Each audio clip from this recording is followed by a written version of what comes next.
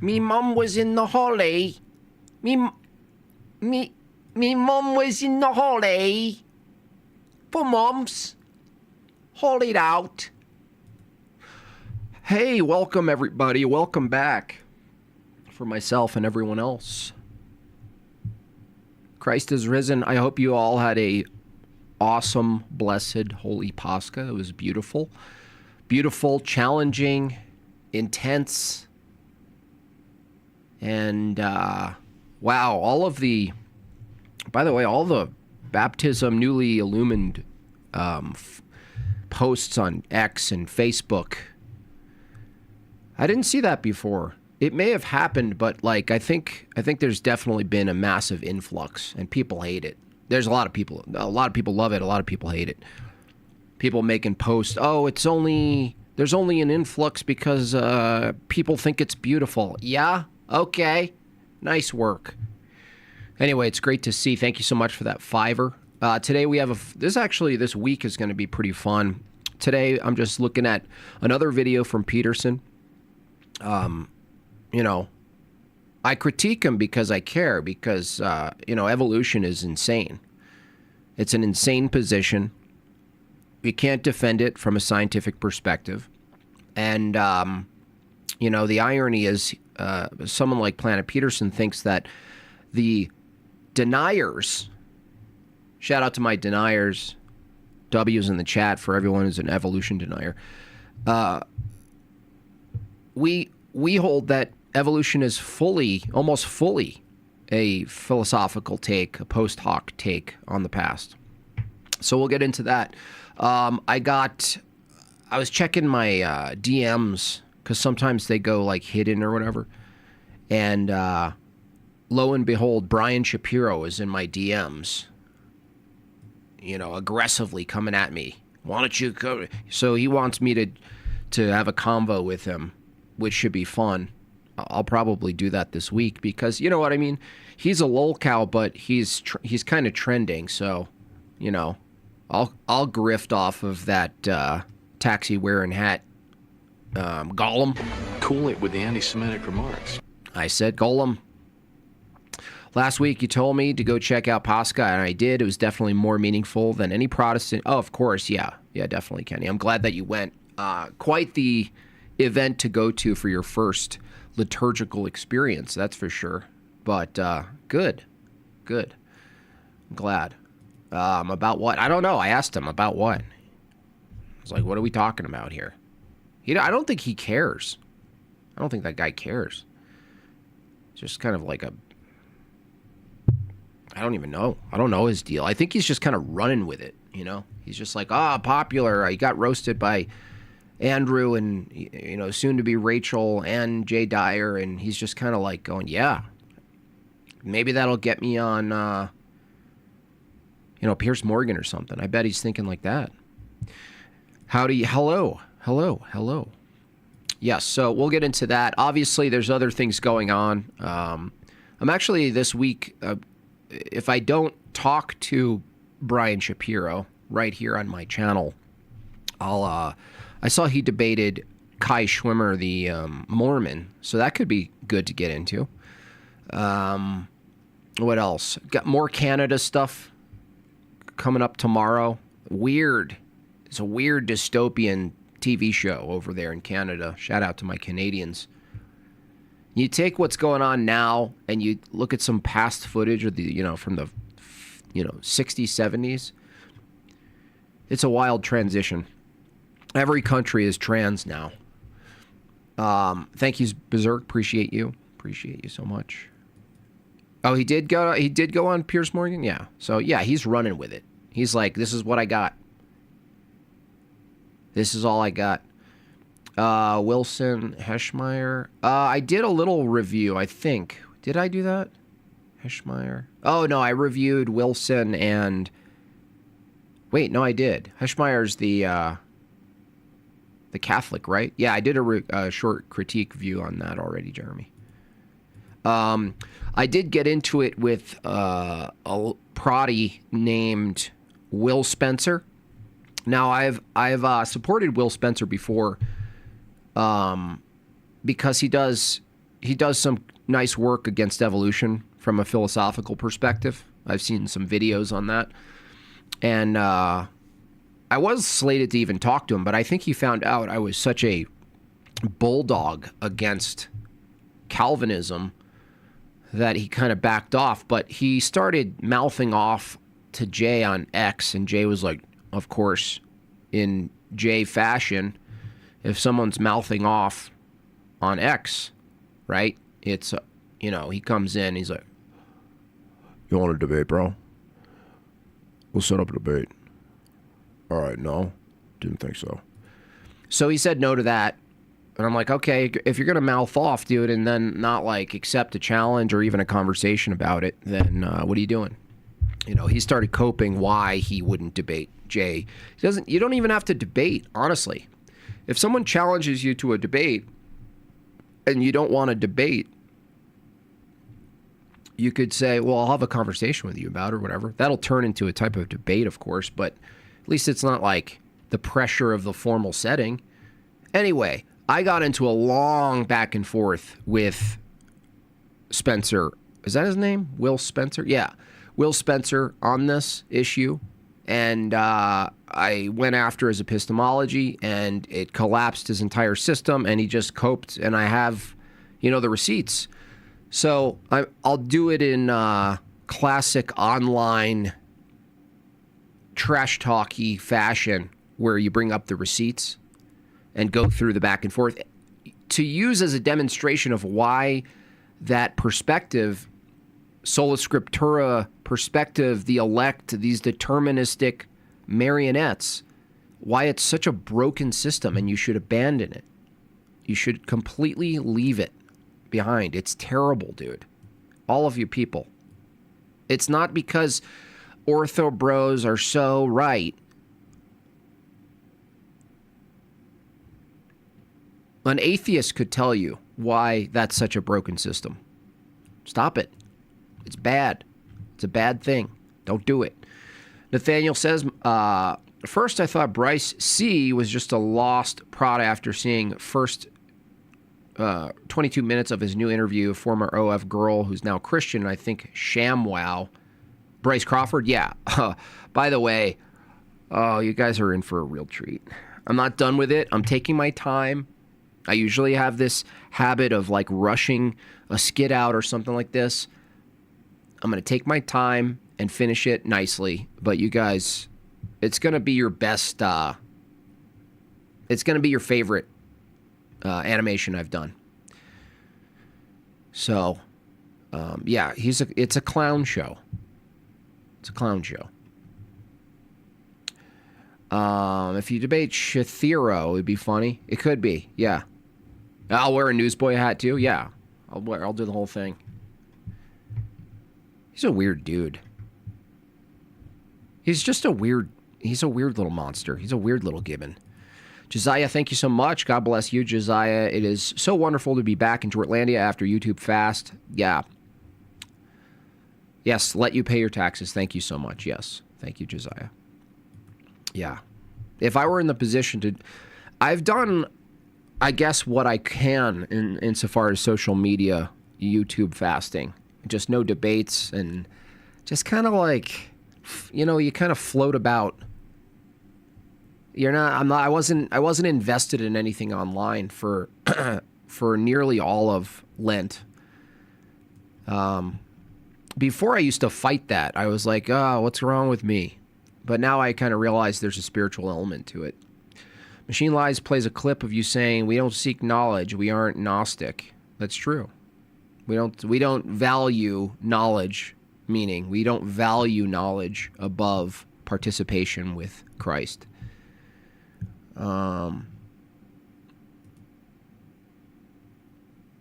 H. Brazzi, what's going on, H. Brazzi? I heard you're calling with Jay. That was you, right? That was an interesting exchange. Seems like more and more people are going to be critiquing not just Trump, but people who defend Trump. I'm not really a political pundit guy, but, from my point of view, it's like, You could tell who Trump is pretty much immediately, you know. Even in his first term, if you're honest, his first term, you know, one of the most pro-women in politics, in positions of power, pro-gay.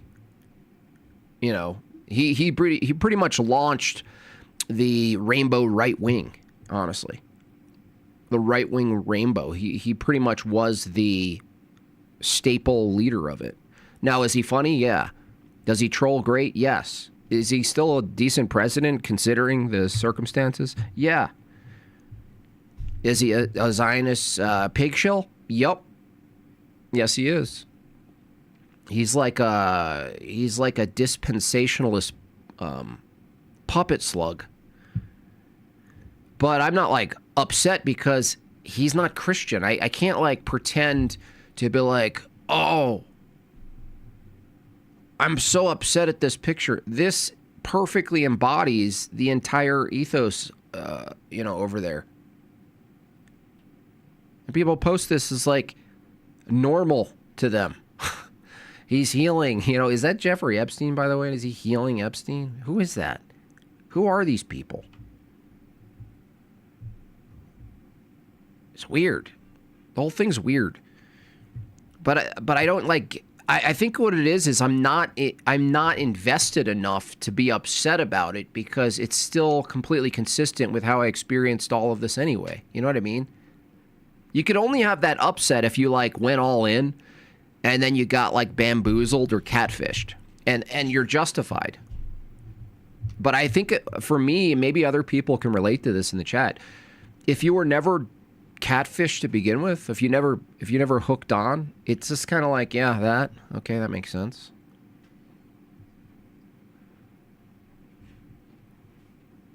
It could be a troll. I mean, that's the thing with Trump. It's like, this will upset a bunch of Christians. This will upset a bunch of leftists, honestly.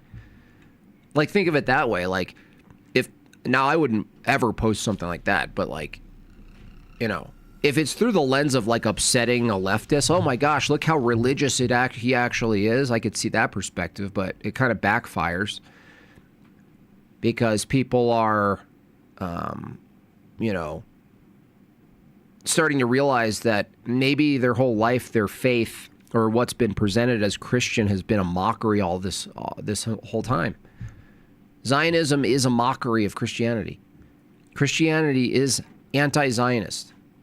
There's no way to religiously or geopolitically endorse Zionism unless you have a perverted Christian model. There's no way to do it. It's the weirdest thing. I saw someone post this and they were like, I looked at their bio and it said, I'm the founder of the Christian Against Anti-Semitism Institute. And I'm like, dude, Jews are against Christ. That's like, you know what I'm saying? Like, that's like, what's that one group? Gays Against Groomers. That's like the kind of paradox that is. Like, what? Or gays against perverts or something like this. It's like, what? What are you talking about?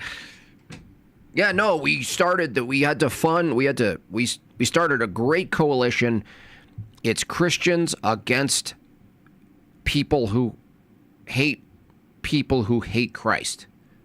That's essentially what the summary of the name would be. It's like, dude, stop it.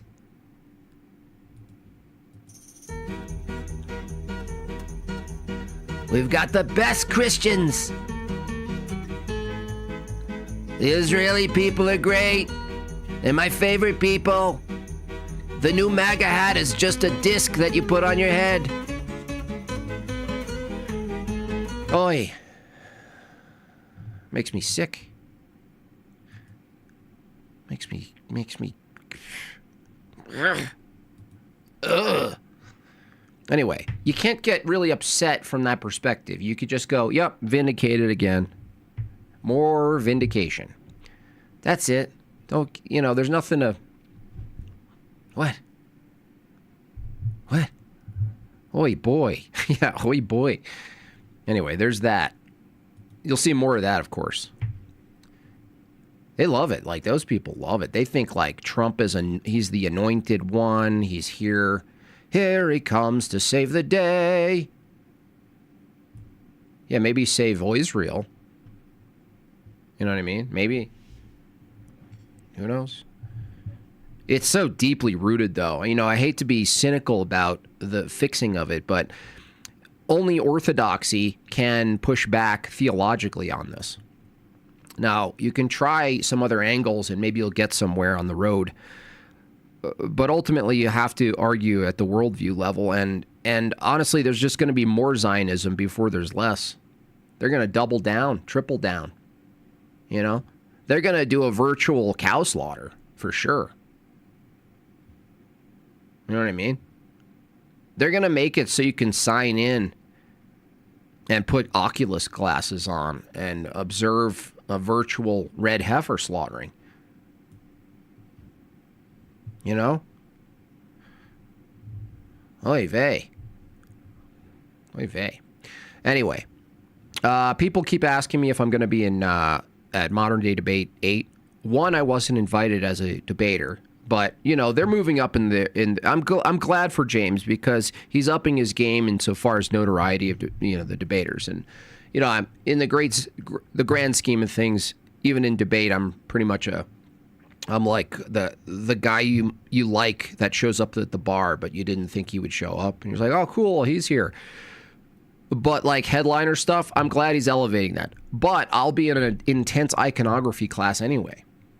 And by the way, and really honestly, if you gave me the choice between the best debate event ever and being able to learn from a legit Byzantine iconographer writer, I'm going to choose the latter every time. Anyway, let's get going on this. Peterson, still one of my favorite atheists to critique. I don't know why. I think he had a little spurgout moment against Jay and his wife that was out of character. Maybe enough people came out and supported him and said, listen, man, that's not it. It's like throwing trash in our holy river, only we smear the cow poo on before bathing. Yeah, pretty much. All right, so yeah, people who keep defending, I think evolution's like basically swirling around the toilet at this point. And I think people like Peterson and the rest of them who are invested are kind of looking around going, wait, what's happening? Why are people starting to like doubt this? The same way people are starting to question NASA in general. They're like, yeah, something is off about it. I'm not that invested. I don't care. I don't think people should lose their jobs over their stance on NASA, but it's just a little off. Did you guys see that recent talk from that little androgynous goblin in her little spacesuit? She forgot her lines. She was supposed to do some speech, and she completely forgot her lines. And it was like, and by the way, Earth, you're a crew. And everyone's, you know, clap. I was like, I see. It's stuff like that. Like, I could even be changed, not about 1969, but my view could be changed about what is possible now, maybe. I mean, I still think, with very limited ability to describe it, I do think we're enclosed. I do think that we're in an enclosed space, and it's only ostensibly open to infinity out there when we look out there. I think we're limited in how far we could move away from the Earth. But when they do speeches like that, I'm like, what? Did you guys see it? Here, let's just watch this real quick before Peterson, because if it was like 3 years ago, I would have went like super truth or tard on this. I would have went like nuts. NASA lady forgets lines or something like that. It is a bit awkward, honestly, to be honest. So weird. Just a weird talk. Just a weird speech. Let's see.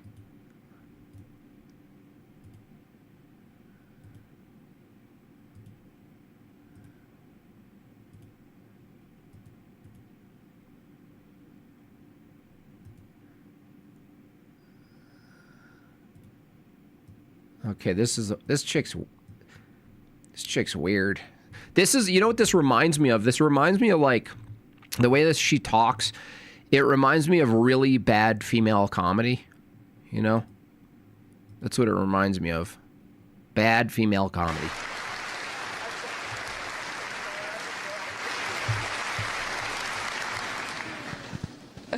Reed just said it was a setup for us who had to follow him. That's true. I couldn't sleep this morning, so I did. So you were skateboarding? Write some words down in my mind, and I'm going to try and share them with you today. 10 days ago, this journey started with our mission manager, Sean Duvall, knocking on my door in crew quarters. I mean, where did they find this thing? X Games? And whispering, Christina, she looks like every Olympic snowboarder. we're go for launch. Get up. And it ended. What even is that? Last night, when my nurse on the ship put me to bed and said, Your nurse put you to bed. Ma'am, can I get a hug? So it's just weird. It's just weird space church. That's what NASA is. NASA's space church. a lot has happened since then, but or between those two moments, but the start and the end were human moments here on Earth. So several years ago, I was giving a speech and I was doing my usual talk about crew and crewmates and teamwork, and someone asked the question, what makes a crew? What is different about a crew than a team? And I was like, I got this. Opened my mouth confidently to tell them everything I knew about being a crewmate. And everything that came out of my mouth was completely without value. That's, you know what, that's still happening right now. It's weird that you say that. It's weird that you have the self-awareness then. Listen, Sean White. Listen, Sean White. Listen. All right, Space Church. We got the Space Church preachers. It just feels like it, doesn't it? Everything feels like those old churches that many of us come from. There's something deeply disturbing about women emulating men. Yeah, that's kind of what's happening, isn't it, Chaw? When it comes down to it, when a woman does stand-up comedy, she's trying to do an impression of a man. When she does a talk, she's trying to do an impression of a man giving a talk. There's no way around it. And it's just as weird in reverse when the male tries to be all like, Jim you know, Bob, did you see Modern feminine. Debate did its first call-in show? You'd be pretty Yes. good on there with the topic of evolution because the That's MDP true. audience really doesn't like you. That's true. I should reach out to him about that. I saw that. That's a good idea. That's a really good idea they're doing. I was like, yeah, crews, they're in space and they work together, but they eat together too. So, they're a crew. And This is no different than a clip from, Netflix where there's a comedian, a female comedian. boats have crews, you're a crew if you're on a boat. Helps if you have a paddle. That'll be good. That'll make you a crew. But the last 10 days, I've gotten a little bit of a better answer on that question. A crew is people or, a group that is in it all the time, no matter what, that is stroking together every minute with the same. Did you say stroking together? I thought you thought about this speech, lady.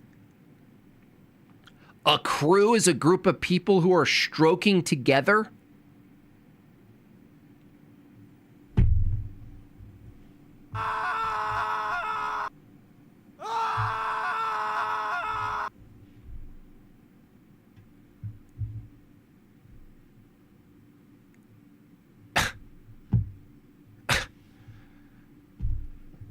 Excuse me, lady? The best and the brightest, yeah. Same purpose. They're stroking together for the same purpose. Okay. Hoor het kliklingsje man from hakridi helium of dear crucisilio bacavratanga and Nelio the Regeneram brother Gligri. Yeah, Galiggity indeed. Eli says for $5, come back from the moon and conduct an interview without acting like you're afraid to say something wrong. Yeah, totally. Totally. It's just so weird. That is willing to sacrifice silently for each other, that gives grace, that holds accountable. A crew has the same cares and the same needs, and a crew is inescapably, beautifully, dutifully. Please turn around. Linked. So when we saw Tiny Earth, people asked our crew what impressions we had. And honestly, what struck me wasn't necessarily just Earth, it was all the blackness around it. Earth was just this lifeboat hanging undisturbingly in the universe.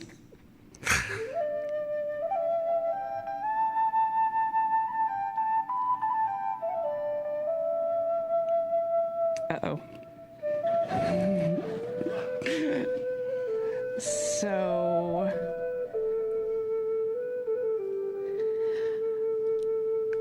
I may have not learned, I know I haven't learned everything that this journey has yet to teach me.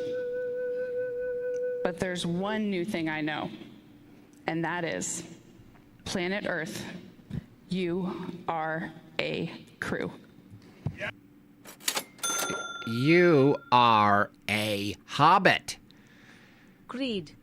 At least it's not the Apollo 11 conference, where it looks like they were being held at gunpoint the whole time. Oh man, that was freaky. I'm gonna review that at some point too. It was freaky.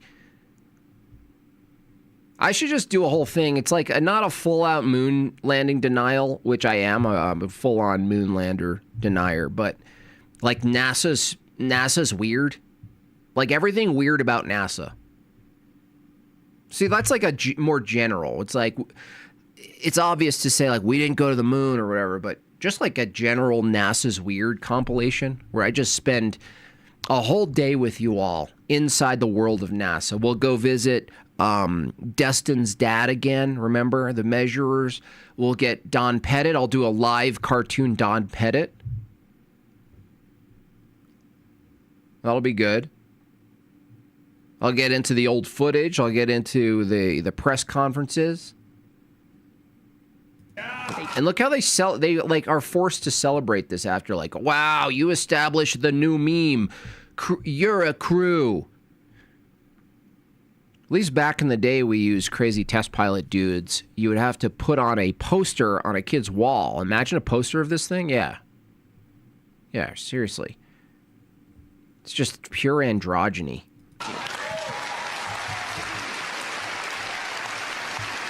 Yeah, I've seen enough in under 20 billion. Look at them. You did great. No, it was good. No, don't worry about it. No, don't worry about it. No, it was really good. It was really good. You did. Honestly, there should be an outrage that all of NASA aren't tiny midget people. Because if the whole idea is to take up less space, and it was legal, you would just use children. But the legal version of a child is a midget, of course, and they take up less space. They can float around more. They could all find a place to sleep. You know, there's a health risk because they're not that healthy. But generally speaking, midgets in space makes way more sense. Way more sense. Conservation of energy, use of space, weight distribution, agility. You could fit 2 more. 3? Maybe 3 more. Like, that's so obvious. Giovanni, $5. Good morning, Jim Bob. Christos Onesti. I went to my first Pascha. Didn't have a feast until... Yeah, wow, you didn't have the feast until 5? We did ours at like 3 at least. Man, that was a night. Yeah, it's tough. It is tough. Yeah. But that's part of it, right? That's part of it. That's awesome you went, though. Great.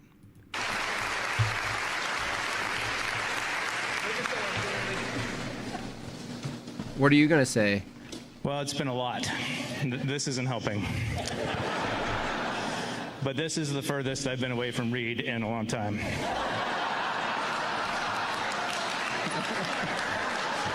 Thank you. All right. That's good. Thank you.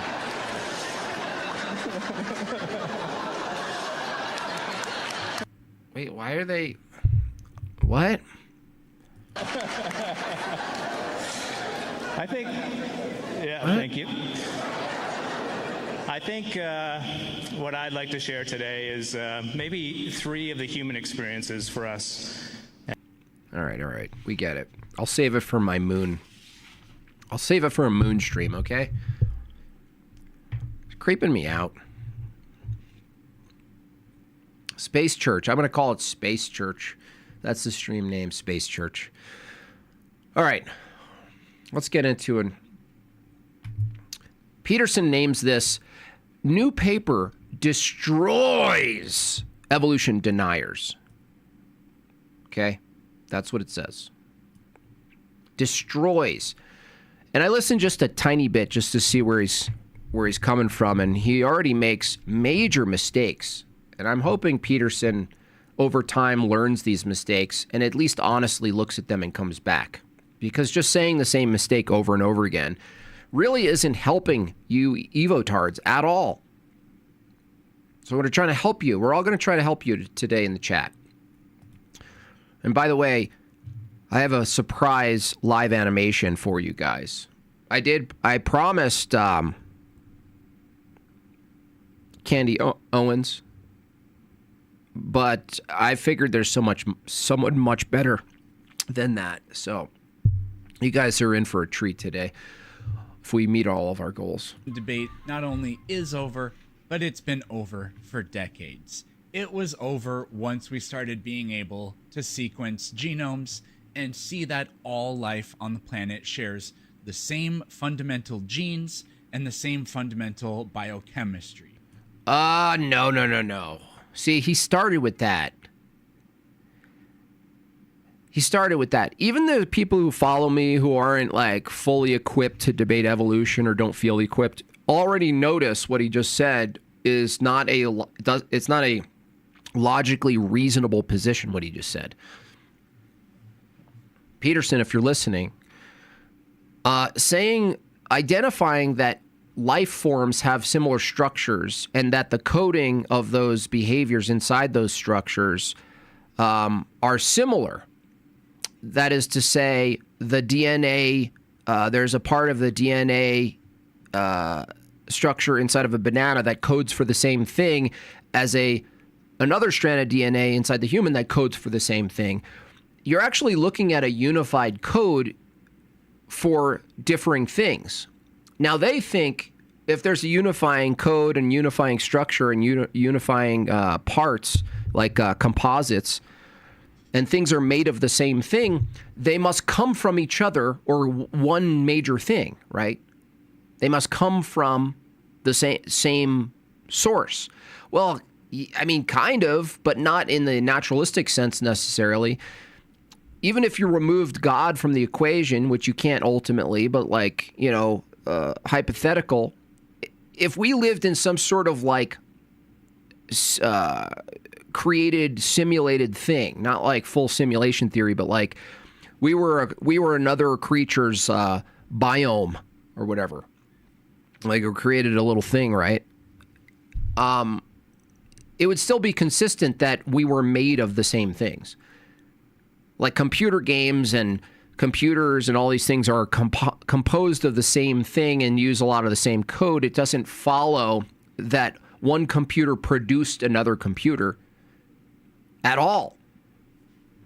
So you're committing a type of a composition fallacy, for one, but even your reasoning is flawed, even without the composition fallacy.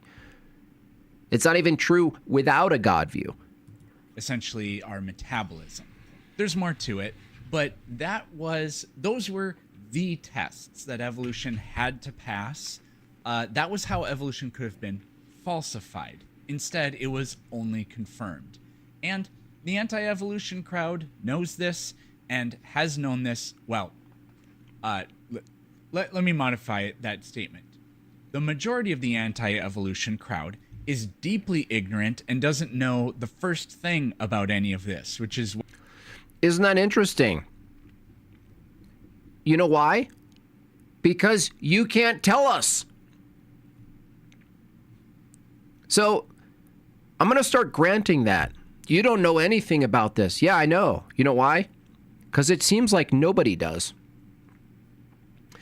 When I ask you, Planet Peterson, or not a Professor Dave or anyone else I've debated, oh, yeah, no, maybe you're right. Maybe I don't. Tell me. Can you tell me how random mutation produces something like the vestibular system? Can you tell me that? Well, no, it just does it. Yeah, it sounds like we're both ignorant here. Why most of the conversations I have, I explain to them the evidence, and then they just go, yeah, but. Now, there are some highbrow, if we can call them that. There are those who attempt to intellectualize their evolution denial, and they know it's been over for a long time too, which is why they have to say stuff like, oh, evolution is true, prove that the Big Bang came from nothing. Oh. That wouldn't be a good argument from the anti-evolution perspective. Evolution is true, prove to me where life came from. And then there are those like Stephen Meyer exactly. who deny evolution in the dumbest imaginable way. They say, oh yeah, evolution. It's like it happens. But the Cambrian explosion, nobody knows how that happened. Therefore, young Earth creationism is true. They literally take all of the data that the evolutionary scientists and paleontologists and everybody else have come up with, and then they accept it at face value, and then they say, oh yeah, well, 500 million years ago, how did this one thing happen? Since you don't know, therefore God did it. Well, this crowd has been dealt another extremely fatal blow with this new paper. A new paper, guys. So you guys are ready? One paper. The fatal blow. Here we go.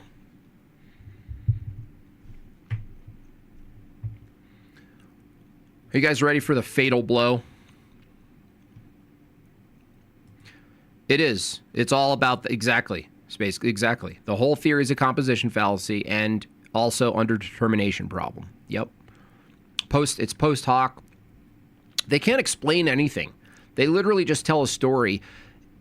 And I can prove this with every single person I debate. They tell a story and I ask them again, what do you mean? How does this mechanically happen? Didn't you see web feet? Web feet make ducks hunt better. Oh, okay. How does that you already started with a duck. How does random mutation give you an organism that's good at hunting? How do chemicals become philosophers? Trump just now stated he wasn't Jesus, he was a doctor. Oh, well, I mean, he was a doctor? That's a cope. That's a cope because, like, a doctor doesn't, transmit laying of hands energy. They're actually technicians. It's a bit strange. Because viewers in your comments are something to behold, I know. One of them told me yesterday in your comments that natural selection crafts the function. Yeah, they don't know what they're talking about. Natural selection doesn't craft anything. Natural selection, at best, would be the quality control system that, without any will, just gets rid of things or allows things. The thing that gets crafted is defiant against the elements. I love how they act as if some new scripture has been added to the... Yeah, that's kind of what it is. It really is like that. So there's space church and then there's nature church. Probably heard the claim before that the odds of forming even a single functional protein by random chance are astronomically small. And it sounds kind of scientific and mathematically overwhelming. The idea is that Proteins are made from 20 amino acids. So if you try to randomly assemble a protein, then the number of possible combinations is so large that it's impossible for a functional protein to ever arise, even in like the lifetime of the universe. Hold on. It's not just that, but survive in the elements that you need, the conditions that you need for it to even survive. So like to live an existence where it maintains its function and identity in the place that it's in. It's not just a random sequence that comes together and fuses together in a very specific order in order to function. It's ongoing function as well. So evolution's so insane that whether it's at the protein level or at the small organism level, whether it's asexual or sexual, no matter what level it's at, every single paragraph, every sentence, every syllable, I should say, of evolution is a miracle, mathematically. From their view, a mathematical miracle. Every single syllable of the story you guys tell yourself. New paper proves that those who don't super chat Jim Bob believe in evolution. That's true. Yep. Thank you, Well Emmanuel. So if an amino acid is, if a protein is 100 amino acids long, then they take 20 to the 100th power. That's all the sequences you have to explore until you get the functional protein. It's a terrible argument because it assumes the 20 amino acids used by modern life were necessary from the very beginning. It assumes that only rare and specific sequences of amino acids are the ones that are even possible to work. The only possible proteins that there can be are the proteins that life happens to have. Currently, I'm going to read the abstract. We cannot, or at least I cannot, read the entire paper, but I do have access to the data, so I took a look at the data. I'm going to tell you what it means. AI protein design software is used to explore the world of ancient protein structures. AI is used to study ancient protein structures? Oh, is this a scientific paper? AI is used to design, to observe ancient... Dude, how do you say this with a straight face and call it science?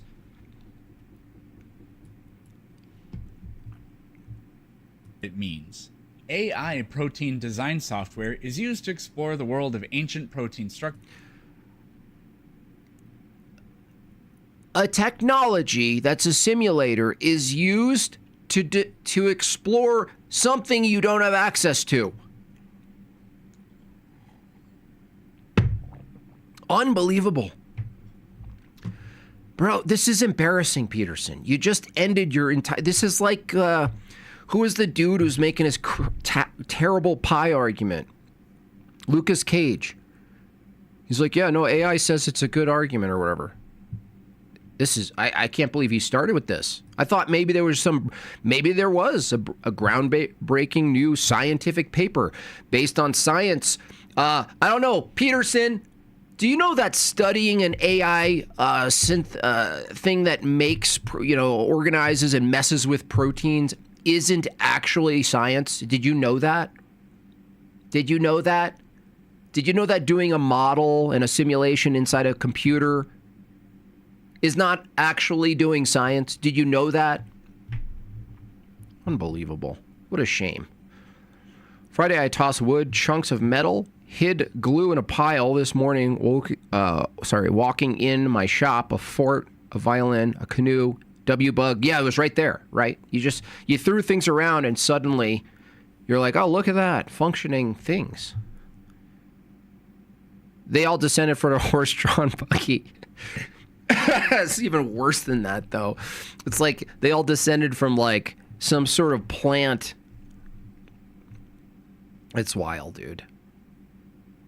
It's wild. It's nice to know a real craftsman, though. You got a channel? Shout out to craftspeople. All right, so, Peterson here completely mogging himself. Structures and very. All right, let's do it from the top, though.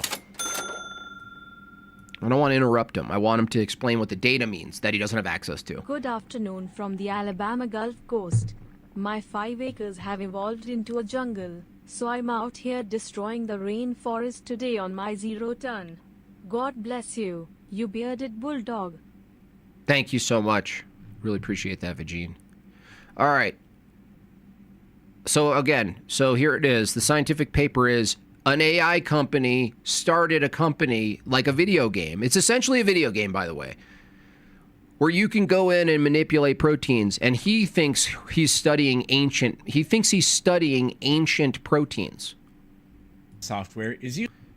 Guess what? You're not even studying modern proteins. Used to explore the world of ancient protein structures and very. You're not sure what my argument is? Do you accept the prebiotic environment existed on Earth? You have no access to any of it. So no. Why would I accept that if you're making it up? Do you accept an environment that I imagine in my head, Alan says? No.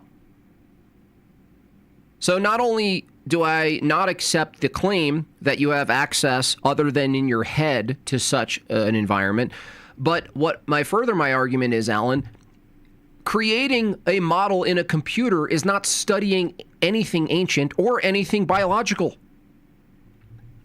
You're not observing anything biological by looking at a computer simulation of the thing.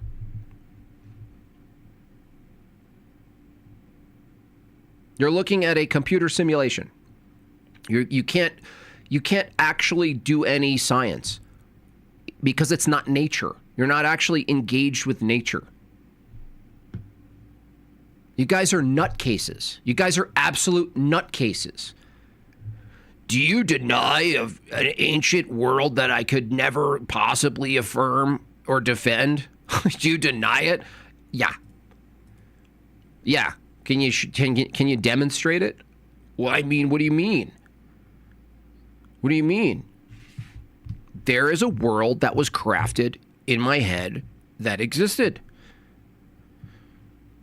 Clearly, you're denying my thoughts. The hunter-gathering version of humans is retort. We were always farmers. Why risk a failed hunt? They could coordinate a hunt but not build a fence. Cool story. The computer sims told us we'd be underwater by now. Yeah, according to Al Gore. AI Gore. Based on the bones, as you can see by the bones, or the bones. Based on the bones. Yeah. Very small primordial amino acid libraries are found to produce a wide variety of key folds. Data from asteroid analyses and protobiotic chemistry experiments are utilized to constrain several primitive amino acid libraries of varying sizes. Protein design software is then used to construct sequences of these amino acids that could emulate a broad range of key protein folds. See?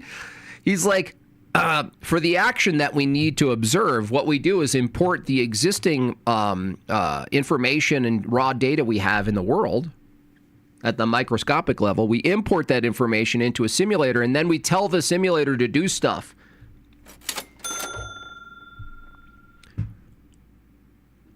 I keep ancient cow poo proteins fermenting in an oak barrel for Diwali. It makes for good Indian hot cocoa during monsoon season. So disgusting. My daughter's playing behind me, singing Psalm 135. Just need to share it because it makes me happy. Beautiful. Thank you, Christian. Yeah. You guys get this? So you import what you observe about things in nature into a world, and then you tell it to do stuff. A new poop-reviewed paper showed the protein composition in my diet. Yeah, I bet. All right. So if you can't observe the thing you need to observe to say, okay, this could happen. This is something. No. You just make it happen in a computer. Of key protein folds, including metabolic, all enzymes of the reverse tricarboxylic acid cycle, redox, electron transfer, and ribosomal, among others. AlphaFold 2 is employed to predict 3D structures from these sequences, which are then compared to their native counterparts using the template modeling score. So we'll pause for... Wow, that's great. You read a paragraph. Is Peterson going to play one of those guitars or what? Sometimes he does. Just a second here. I don't know how many of you saw this video from Veritasium. It came out over a year ago. But we can now use AI to... Use AI. Oh my gosh, man.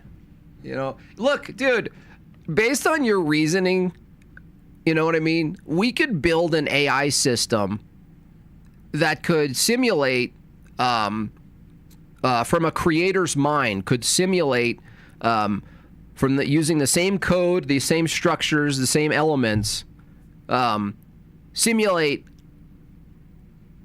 how all animals are similar from a coding perspective and how they operate similar from a coding perspective. And we just simulate it. Simulate, you know, what that looks like. And how the things that are similar systems, similar functions, and because they're similar coding, they're from a similar source, but they're not necessarily naturalistic. Simulation is not science. Okay, so here Alan comes in. He's so smug. Okay, so ...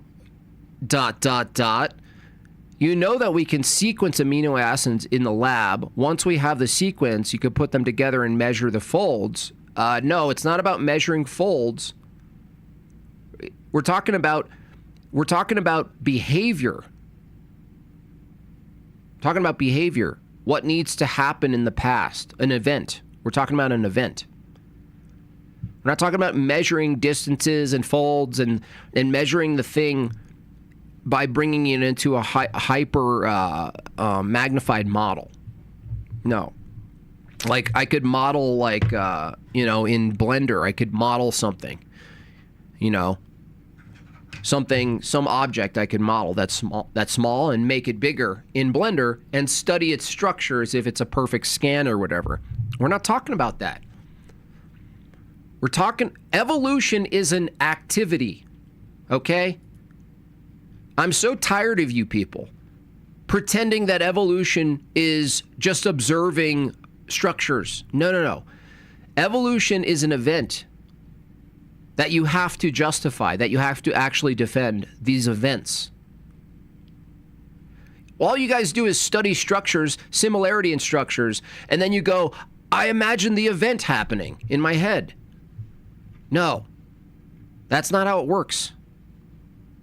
Okay? Create and predict 3D models of proteins at an extraordinary rate. Great. Based on a new pooping model, I have been able to simulate a more efficient way to maximize my poop piling while also increasing my poop outcome without having interval swipes. That's true. I mean, that's just fact. Essentially. Oh yeah, that just destroys the entire view. They're total, like, nominalists. They can't argue for anything. Look, it's really simple. For all you evotards still in my chat trying to make sense of this stupid worldview you have, there's no way to argue that a thing that's a particular thing that its nature is of a universal category turns into something not that through successive generations. You can't argue it.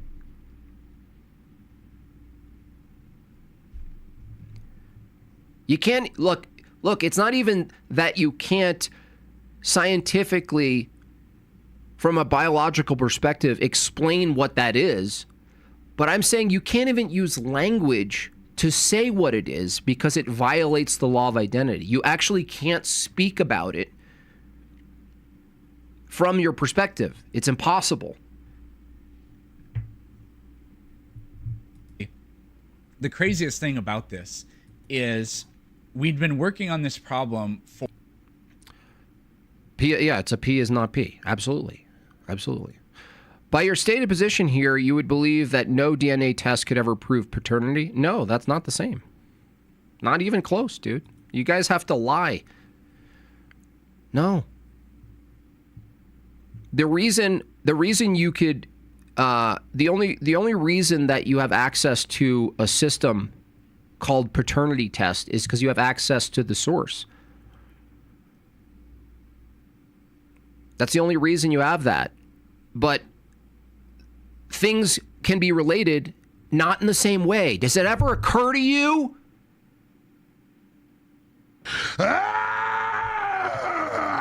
Does it ever occur to you that people, organisms are related in many ways, but not related the same way in every way? Did it ever occur to you? You moron. You guys can't think because you're perverted. Especially you, Kurt, Alan. Especially you. Oh, a paternity test? Yeah, the only reason you have access to a paternity test and the use of that is because you have access to the subject in the same lifetime.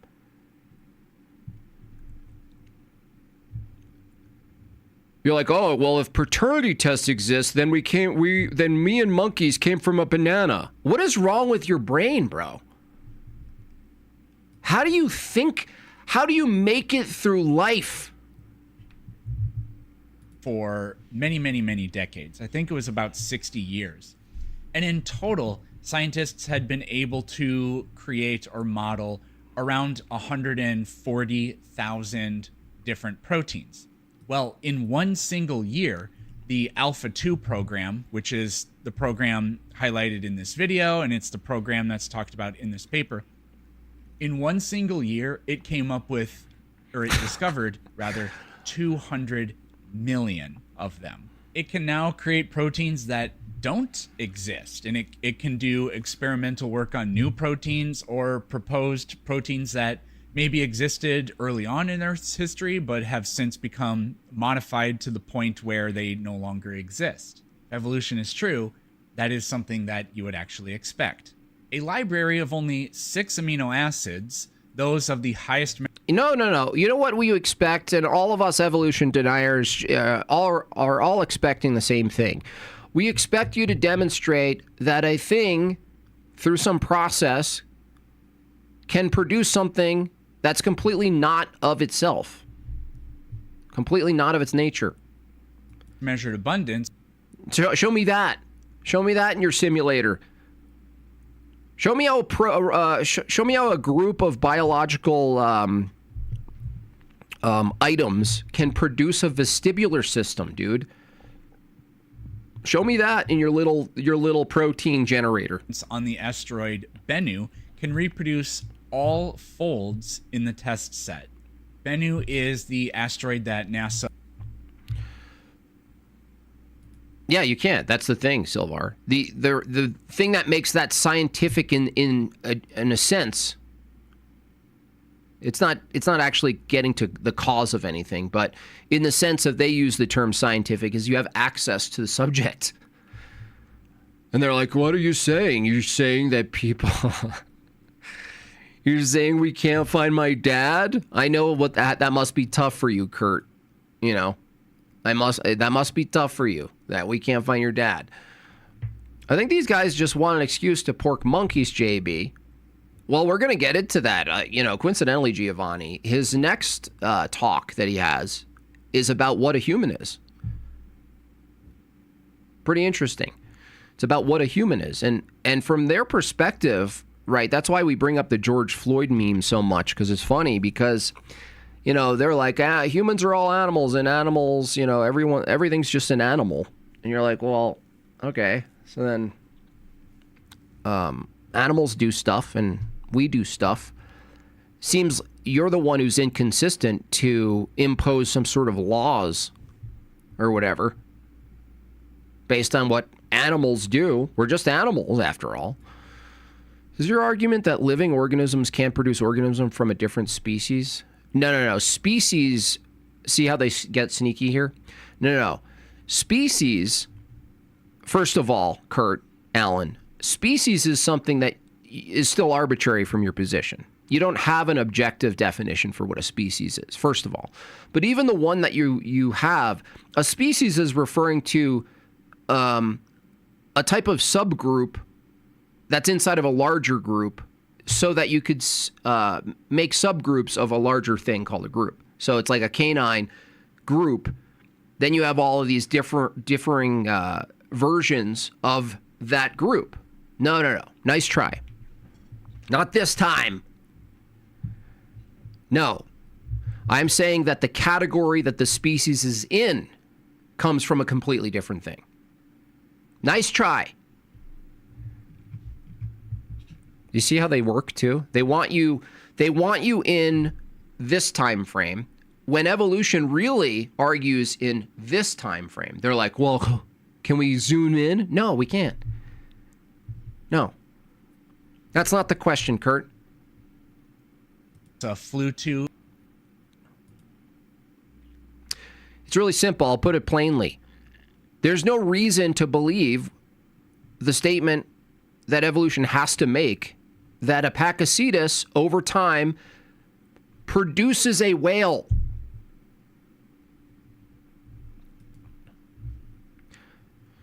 So you agree that living organisms can make offspring that are a different species? A different species? Well, what I'm saying is that the species that you're referring to, from your view, is not an objective term. So not from your position, no.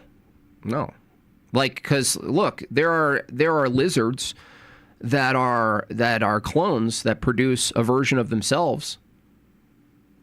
Are they a species? Are they a new species, or are they a new clade? What is it? Your answer is unclear. No. Don't try to, dude. Evolution is unclear. What's a species? Tell me the objective statement of what a species is, and I'll demonstrate that that's actually not consistent.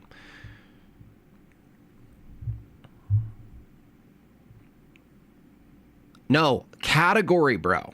Category. I just told you a category.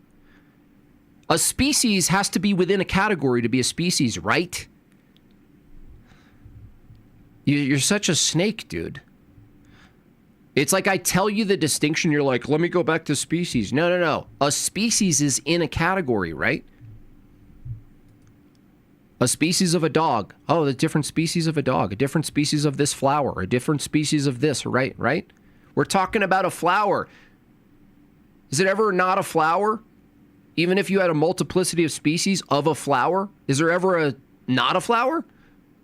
Is there ever something that's produced that is entirely not of the thing itself? No. You're like, yeah, but a species. Yeah, a species isn't entirely different than what it comes from. We're talking about things producing things that are entirely different, not partially different. They're actually so insufferable. They literally just have a script, yeah, obfuscation and redirects, yep. Totally. They don't want to deal with it. It's such a simple question. And it collected a bunch of material from it. I think that mission was called Osiris Rex. 2 libraries of just 7 amino acids constrained by the Miller-Urey experiment and the Murchison meteorite data. Big Bad Mama. Flowers evolved approximately 130 million years ago during the early creation. Really? First of all, how do you know that? Second of all, what do you mean evolved? Did they already exist? You know what I'm saying? They used Big Bad Mama. Watch. You guys use the term evolve for a new creation event. What did I tell you? You can't talk about evolution without violating the law of identity. So when you say flowers evolved, evolving is a process that is applied to a thing that already exists. So are you saying flowers became flowers 140 million years ago? From what? You're baseless. baseless nonsense. You can't even make sense. You can't even make a coherent sentence about that. Do you guys understand when these people speak, they're appealing to something called a flower, and then they're using a term called evolved. But things need to exist in order to evolve. So you can't say flowers evolved this many years ago. Are you saying they didn't exist before that and they suddenly exist? They interchange the word evolved and created. They interchange it. When especially the backdated version, Big Bad Mama is doing. 130 million years ago, flowers evolved. What are you talking about? They have to exist to evolve. So what are you saying? You're not saying anything. You're not saying anything.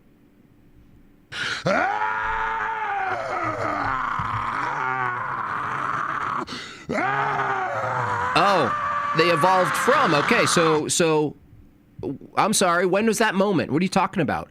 Now you just say the same sentence about something else before, right? Endless regress, nonsense. Oh, seed-bearing plants, where do they come from? Do they come from seeds, which come from plants? Fucking idiot. You guys should be in cages, honestly. Every time. You guys are in an endless loop of insanity. Well, flowers evolved 140 years ago. Oh, really? So they didn't exist? Yeah, no, they came from a proto-plant. Oh, yeah, really? Oh, they had seeds. Oh, where'd those come from? Did seeds evolve from not seeds? You guys are nut jobs.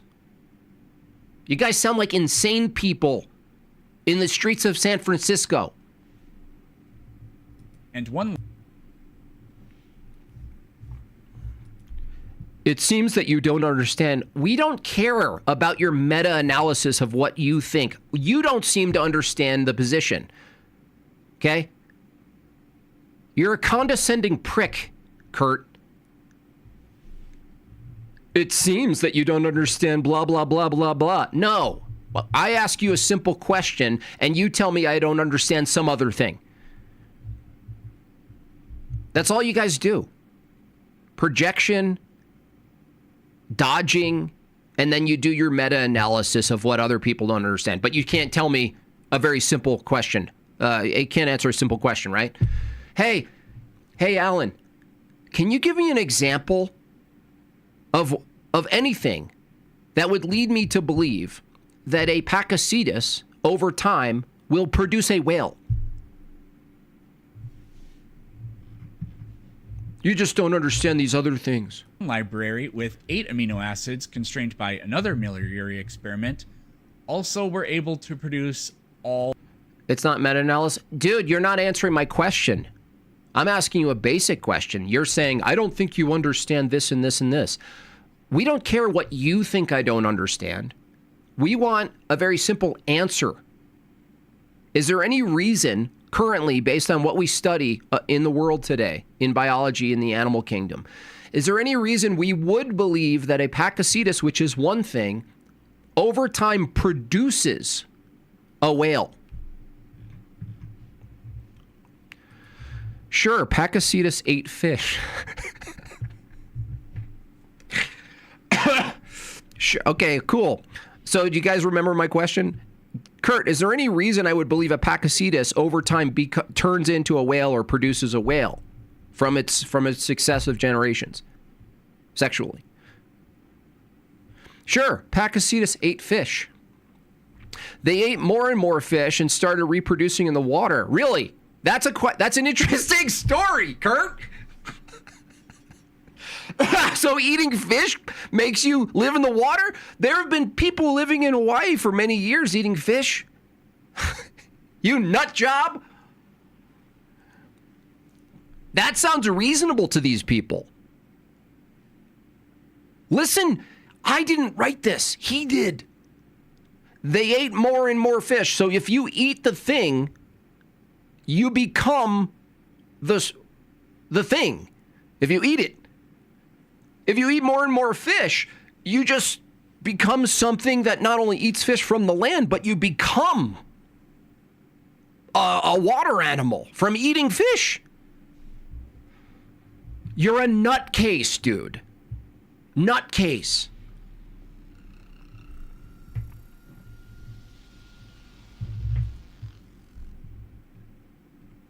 I mean, you just wrote that and hit enter, dude. Okay, is there any reason to believe that an animal that gets good at hunting fish changes their nature and becomes a whale? It's exactly analogous to the mechanism of inference you determine. What are you talking about? Fish are not whale. Dude, we're talking about the colloquial state of affairs of a fish, that they live in the water, dude. I'm not up to speed. You just wrote that statement, and you have the nerve to tell me to bicker about the difference between a whale and a fish? No. You said an animal that's sitting on the shores stomps its little feet on a fish and gets good at eating fish, that over time, the better it gets at hunting fish, the more it's going to live literally in the water. You're a nut job, dude. All folds considered. Nothing, no. You said something so insane. Let's look at it again. I can't even believe you wrote that. I can't believe he even wrote that, dude. How did you do it? 130 million years ago, flowers were flowers. Well, there had to be something else first. No, Nitty. We're asking for a thing that produces an entirely different thing. All you guys do is do a proto version of the thing. That's all you do. He's the one who said the exact time, dude. Nitty, stop gaslighting me. The guy said 130, 140 million years ago, flowers evolved. What does that mean? Did they already exist? Because according to your model, things that exist, they need to exist first to evolve. When you say flowers evolved, did they not exist before? You guys don't think properly.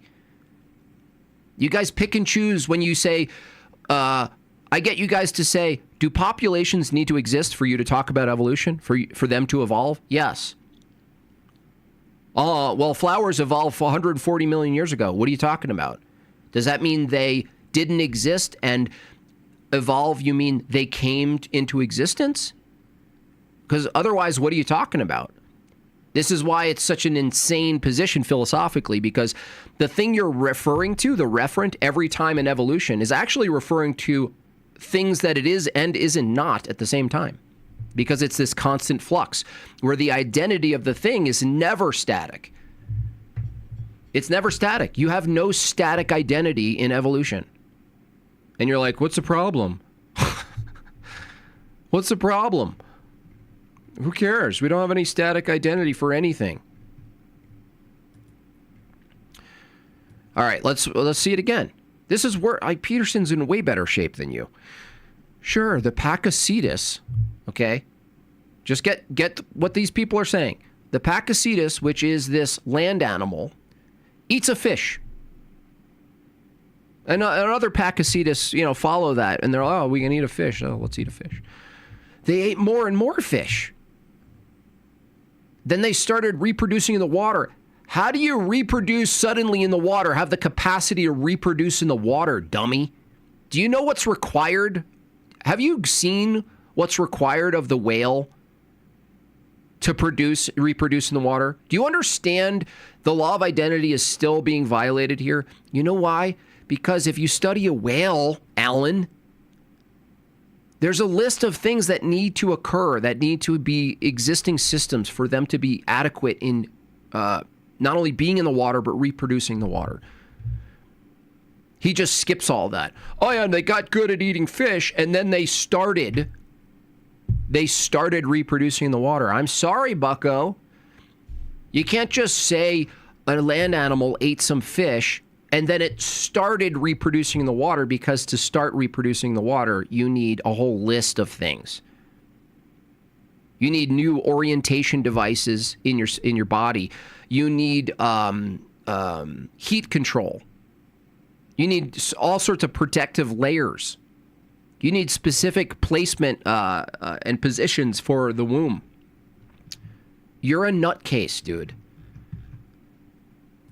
You shouldn't be able to vote.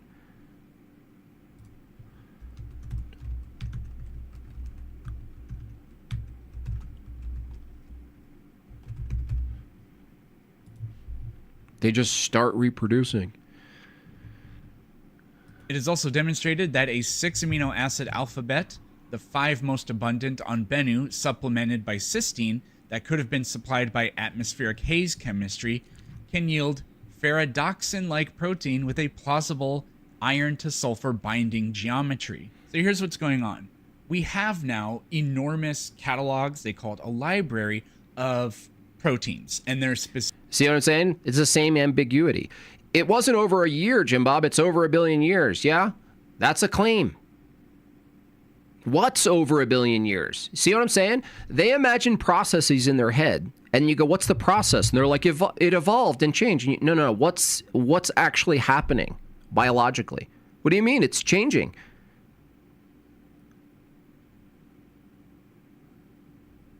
It's changing. What's it? This gradualistic, nebulous process that you guys cannot actually get into ever?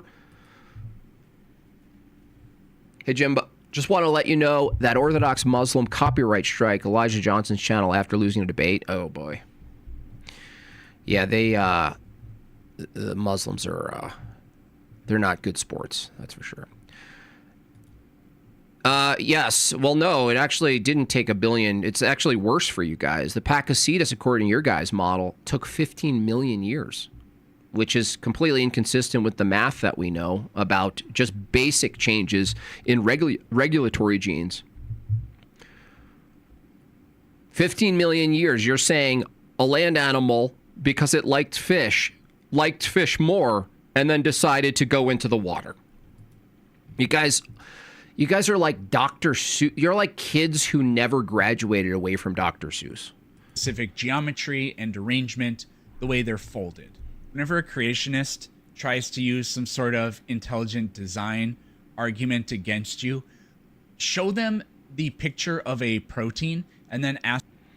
Speciation is what it's called. Well, speciation would then be an effect. We're asking for, how do you know that a Pachycetus it's even possible to produce a whale over time? How would you even know that? Well, because we imagined it, and Richard Dawkins funded an animation where I saw it happening. Ask them. I didn't say it decided. It's, who cares, dude? It's a hyperbole, dude. It's hyperbole. You're still saying the same insane thing, whether or not it was a decision or not. You're choosing.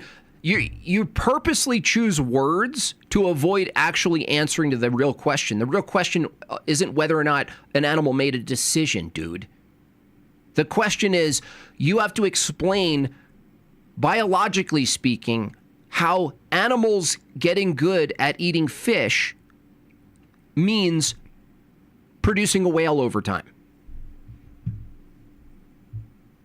Oh, yeah, but you guys use the term decision. Yeah. That's hyperbolic. It has nothing to do with your position.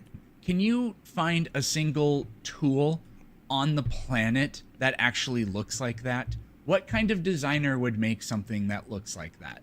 This is what the wiring loom of a car looks like after. Yeah, the bears, right? The bears sit atop of the stream, hunting fish, constantly hunting fish, swimming, hunting, lots of fish. What happened? What's happening? We're waiting. Happens over 1 billion years, but I thought evolution happens within an individual, not the group. Well, they can't decide on that either, Gooberang, because they can't talk about a group without talking about individuals. They're philosophically inept. It's fallen off of a cliff. Now, our library of proteins that we have, obviously, those proteins are composed of all of the various 20 amino acids that exist in living things today. What they did was they took much more restricted numbers of amino acids, anywhere between 6 and 8.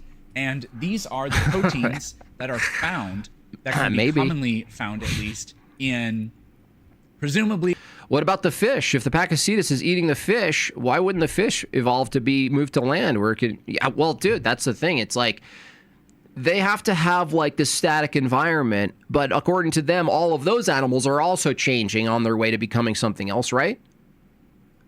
They're insane. They're insane.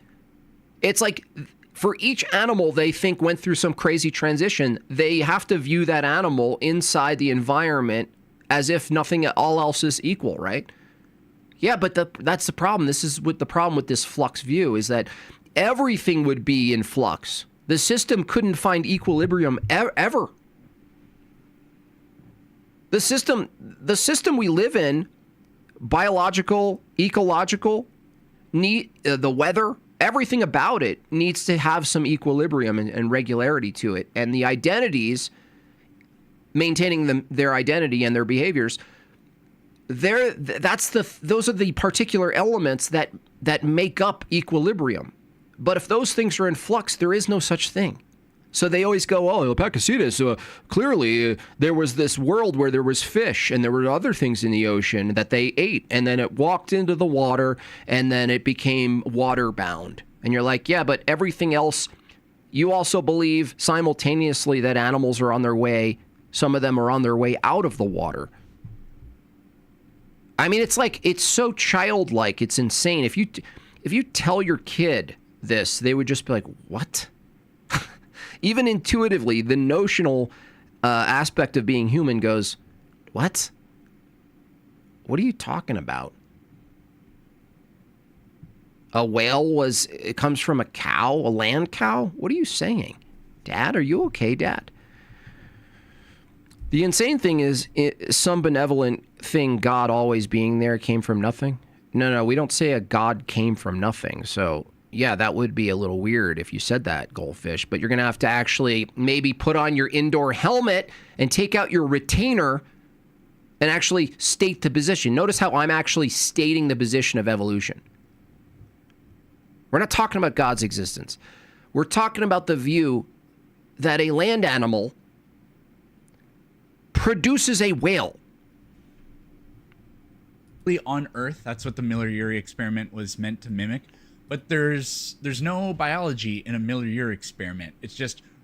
Still waiting, Alan. Can you give me a reason to believe that a land animal that's good at eating fish produces a whale?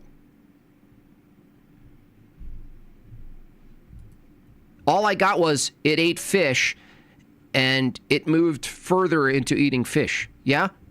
Tell me how it produces a whale. I asked a naturalist prior to hydrogen merging with oxygen under the right conditions, was water H2O in any state, ice, liquid, vapor able to emerge? It's a good one.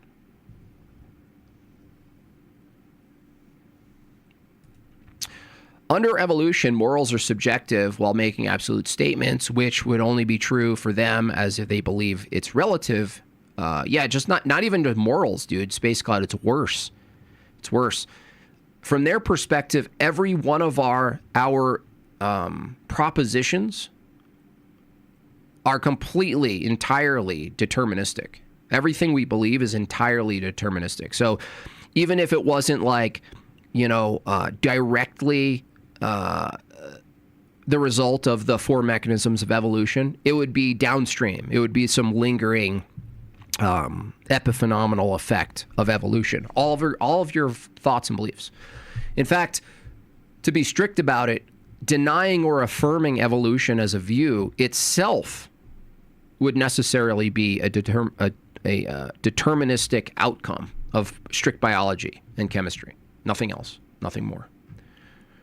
Raw, naturally existing gases and minerals and some water, and then they try to see what amino acids can be produced from that. And then in an asteroid, there's no biology on an asteroid either. The amino acids are just found on them. So they take the ones that are most common. From my understanding, yes. I don't know how many total That's amino right. acids the Miller-Urey experiment can make, but certain amino acids are overwhelmingly more common. So that's why they... See what I'm saying? They do. Genetically, whales started at more like cows. No, that's an assertion. See what I'm saying? Every time the evolution proponent is asked a question about the mechanism, they just restate the claim. That whales and cows are similar in some way, right? So they came from it. They started more like cows. Yeah, that's the claim, dude. That's the claim. Notice how they don't distinguish between a claim and actually explaining from the evolutionary view what's actually occurring. What do you mean? It came from it. I told you. No. What's occurring? What do you mean? I told you a whale is produced from something entirely not a whale. What do you mean? And then the cow, by the way, you notice how he arbitrarily stops at the cow thing, right? Well, no, that thing needs to be the product of something entirely different too. So you go back and do the Pachycetus to the whale transition in 15 million years. And now you have to do that again for everything that comes before the Pachycetus, and again before that, and again before that, right? You have to keep doing that over and over and over again. You have to keep denying the law of identity of things. Restrict themselves to either 6 or 7 or 8. And yet, even with only between 6 and 8 proteins, they can... Was baptized on Saturday. God bless you, Jordan. Thank you, everyone in this sphere who allowed God to use them to get me to orthodoxy, including those in the chat. Glory to God, Jordan. That's awesome. Whales are mammals. Were mammals always mammals? Alan? See what I'm saying? They make universal statements about the state of affairs of a category of animal while saying that that category of animal came from not that. And it's not just whales. It's the category of mammals themselves have to be the product of something at some point that are not mammals, right? You got to be a true nut job. Use the AI to successfully recreate all of the protein folds in that library. And it's not just structure, it's also function. What they're talking about with these metal binding sites and the geometry, they're saying, look, for metabolism, which a living thing has to have. Yeah, see, this is another problem. A metabolism. See this? He doesn't understand. Peterson himself doesn't quite understand the shit that he's in. For a living thing to exist, it must have a metabolism. But a metabolism is a system that, under the evolutionary view, must have been the product also of what you call evolution. That the genetics itself produces this mechanism, this standard system of catabolic and anabolic metabolism, building and breaking down. It needs that, but that system also has to be the product of a previous thing. And so this is the problem here. This is a problem. Anything that's essential for living in any living human being or any non-human being, every time you point to what's essential, they have to say, well, there's a time in which it wasn't essential. Were they the same thing? So for everything that exists, there's a human with a body. And there's essential parts of our body that if we don't have, we don't exist. In addition to a metabolism. You remove it, you're done. And yet, that exact thing in a proto-animal didn't exist the same way. And the human being, as we know it, wasn't a human being.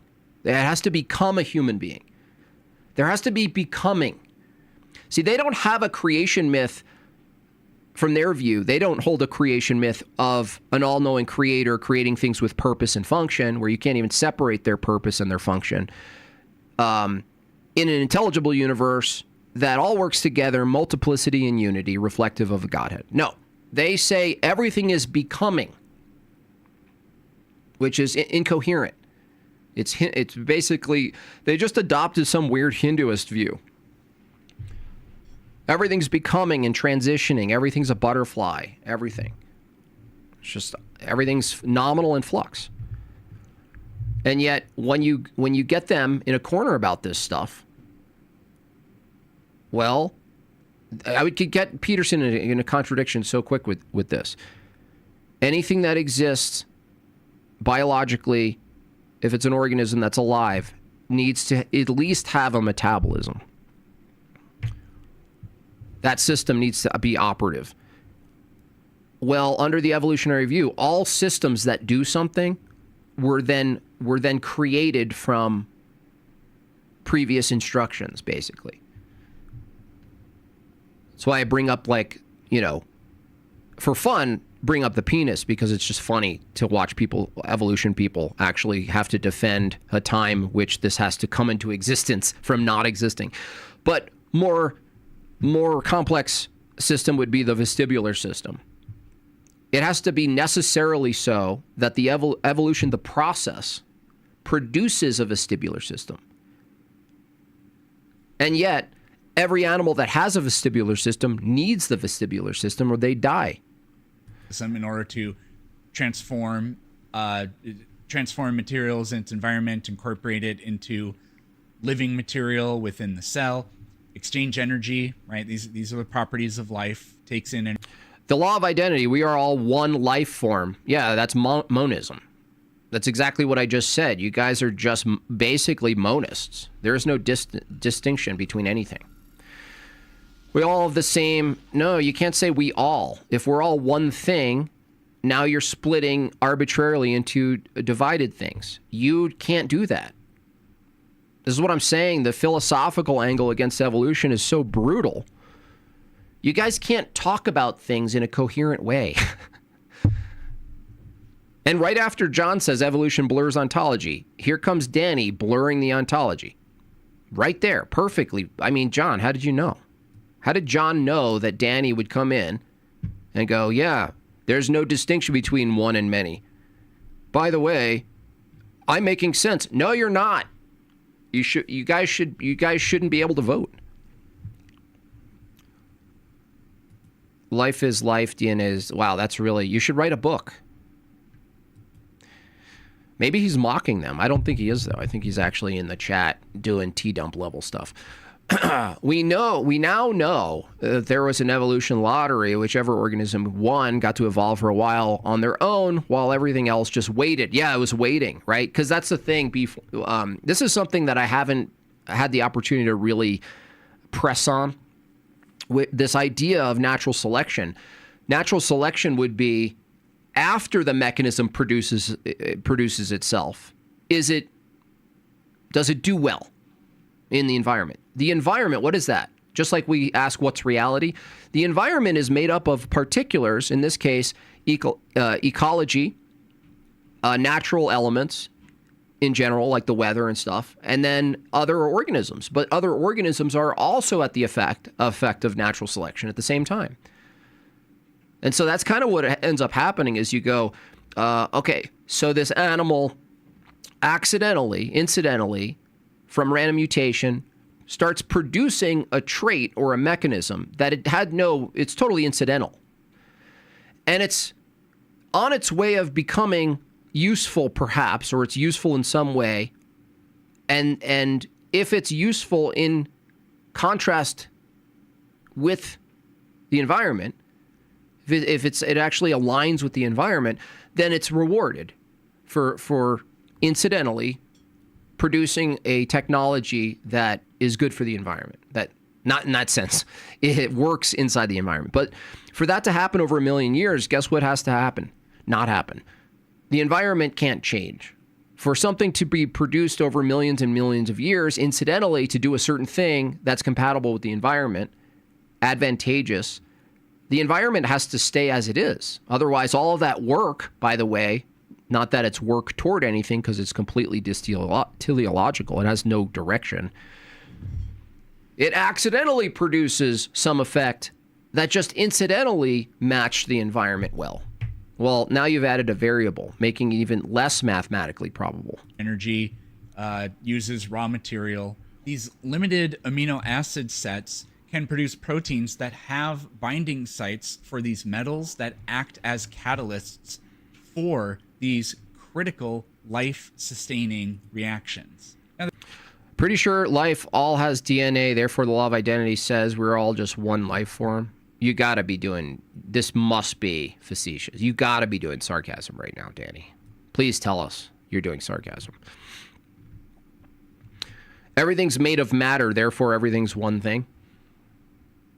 Well, you making the statement would be contradictory then, because we'd be you.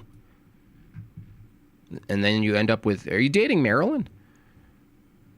Both natural and selection themselves are immaterial. Well, that's true, Chase. They don't want to deal with that, though. That's like, what do you mean? What is the physical entity that is the natural selector? It's none. It's just a generality. It's like reality decides. It's like saying reality decides. You're like, what decides? What's deciding? Yes, Justin, exactly. Exactly. The environment, according to them, is always changing. But, somehow adapting purposelessly within an ever-changing thing, it doesn't make sense. To become a part of the sea, if you were a cow and you got good at eating fish and you were like, well, it's whale time.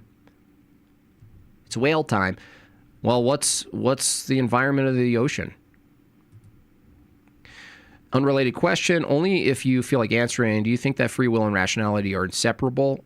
That denying free will also deny his rationality? In a sense, that's a hard one, because for the human, rationality would be like a faculty. Like, so we wouldn't deny there's a type of will, even if your faculties were broken, that you'd have a will by your very nature of being human. And further, that there's a type of will that's not human that you could still apply and use for animals, where they animate, their the type of will that they have. That you can't remove the will, because the will is basically tied to and proper to the human nature itself. And so metaphysically, no, it wouldn't make sense. That's actually interesting enough, Earth. That's one of the arguments. That's one of the distinctions I use when people start, saying that their rights are like a part of their, tripartite nature, like they have rights or something. And then if you off somebody, you took their right, as if it's like somewhere in there. No, you can't. That doesn't make any sense. So no, I don't think so. There's no distinction between selection and the environment, creatures. It's all one thing. Yeah, it's just monism. It's a giant biological monist trap. It's like it's Hinduism and relativism. This welcomes a rebuttal such as, well, okay, so if the proteins are...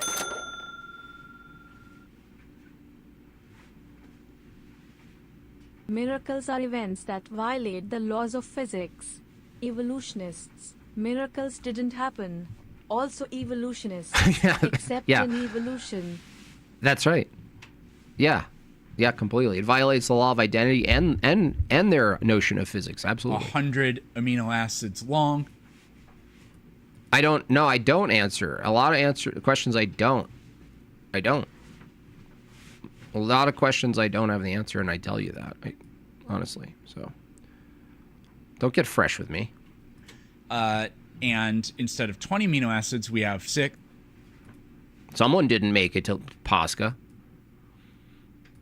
That still means that you have to go from 6 to the 100th power rather than 20 to the 100th power, and that's still going to be way too big of a number. Well, to my knowledge, this paper isn't about that necessarily, but there's no reason to think that the modern proteins are the ones that early life would have used either. Not only would the number of amino acids have been more limited. Dude, it doesn't matter, Peterson. This doesn't get you to what you guys call evolution, what needs to happen for evolution to be true. It doesn't get you even close. It doesn't even matter. Like, honestly, you can grant these people the first populations of organisms that reproduce. You can just grant them the whole thing. And an environment. Give them everything. Buy them a whole set on Minecraft, right? The first proto environment of the earth. Give them some oxygen, give them some water, give them rocks, give them things, give them some Energy. Give them some leaves. Give them some chewy protein stuff. Whatever. We have duties, not the ones I leave in the streets. I know that. Right? Just give them it all. It doesn't matter, dude. You can't get me to that circumstance, to the circumstances we have now. You can't. So let's get, this is actually a little more interesting because it gets into what we've been talking about, which is this notion of like identity of things. In this case, human comes up, which is a good one. I think it's this one. Human. What's a human? I'm still waiting on Kurt. Alan, did you tell me the answer? Do we have any reason to believe that an animal that in its category exists outside, in the wilderness, on the beaches, does its thing? Do we have any reason to believe that that thing will produce a whale, an entirely different animal? Do we have any reason to believe that? Still waiting. I thought you'd be able to be like, yeah, here's the reason. Arbitrary rates of change, indeed. Yeah, they don't have a regular rate of speciation. It's all up in the air. All right. Cool. Are you a fact? No. Like me as a person, no. The bones show it? Based on the bones. As you can see by the bones. Or the bones. Dude. Based on the bones. Yeah. Based on the bones. Tell me how bones explain a process. So bones look similar, therefore one thing turned into the other. That's interesting because even today, anatomically similar things, insofar as their anatomy and their bone structure, they don't come from the same thing. So that doesn't work. You just lost. Murdoch, sorry. Where's your super chat? Let me see. Hold on. Murdoch. Hold on. There it is. I still want an explanation for this. Himalaya satesis. Is that like a Sherpa? Subathinuensis is considered the oldest known whale fossil, dating back to approximately 53 million years ago. It's older than the Pachycetus. Oh, I gotta save that one, Murdoch. Thank you for that. I gotta save that one. That's hilarious. The whale before the Pachycetus became a whale. It's just amazing. Evolution doesn't disprove God. Bad theology does. Well, it's a bit ambiguous there. Evolution is inconsistent with... First of all, evolution's illogical. So it would necessarily be inconsistent with God, the Christian God.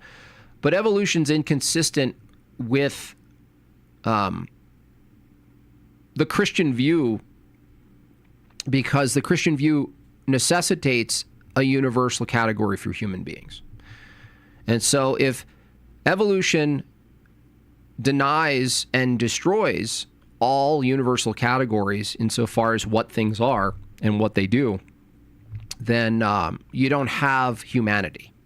So, usually over at this channel at least, when we talk about God, we are more specific with who God is, not just general God. Like, that doesn't make any sense. The general God, that really doesn't get us anywhere. Because what is that? How do people say it? Like subjects don't have truth value or whatever. Yeah, exactly. Like my argument that's undefeated, which is states of affairs, not just subjects, but even events, don't have truth value. But under the physicalist view, Kurt, all of your thoughts are just events, states of affairs, objects. They can't be true. Materialism, physicalism, done, dead in the water. Dead like a cow who thinks it's going to be a whale. When they say that animals evolved to better hunt, kill prey, does that imply that the prey accidentally didn't evolve its own respective environment? Yeah, it didn't get better at not being hunted, right? Or they would say both. Like, what's being hunted? Jim Bob can't prove God. Incidentally, Golfy, proof proves God. Proof. You're asking for proof, right? Proof, that means, is proof absolute? Is that absolute truth, Golfy? Golf is life? I call you Golfy just to mess up your name. Hey, Golfy. What's proof? Silly. You can't prove God. What's proof? What are you talking about? Ever. Okay, so your personal identity. It's systematically, oh, you're using big words, systematically similar. And all gradations throughout all of history, billions of years, nowhere is there seen any part of the fossil record. No. You keep confusing something. Things that look similar and a process that's happening. Things that look similar don't tell you a process, dude. That's a category error. If I find a fossil and it looks like another thing, that doesn't tell me a process.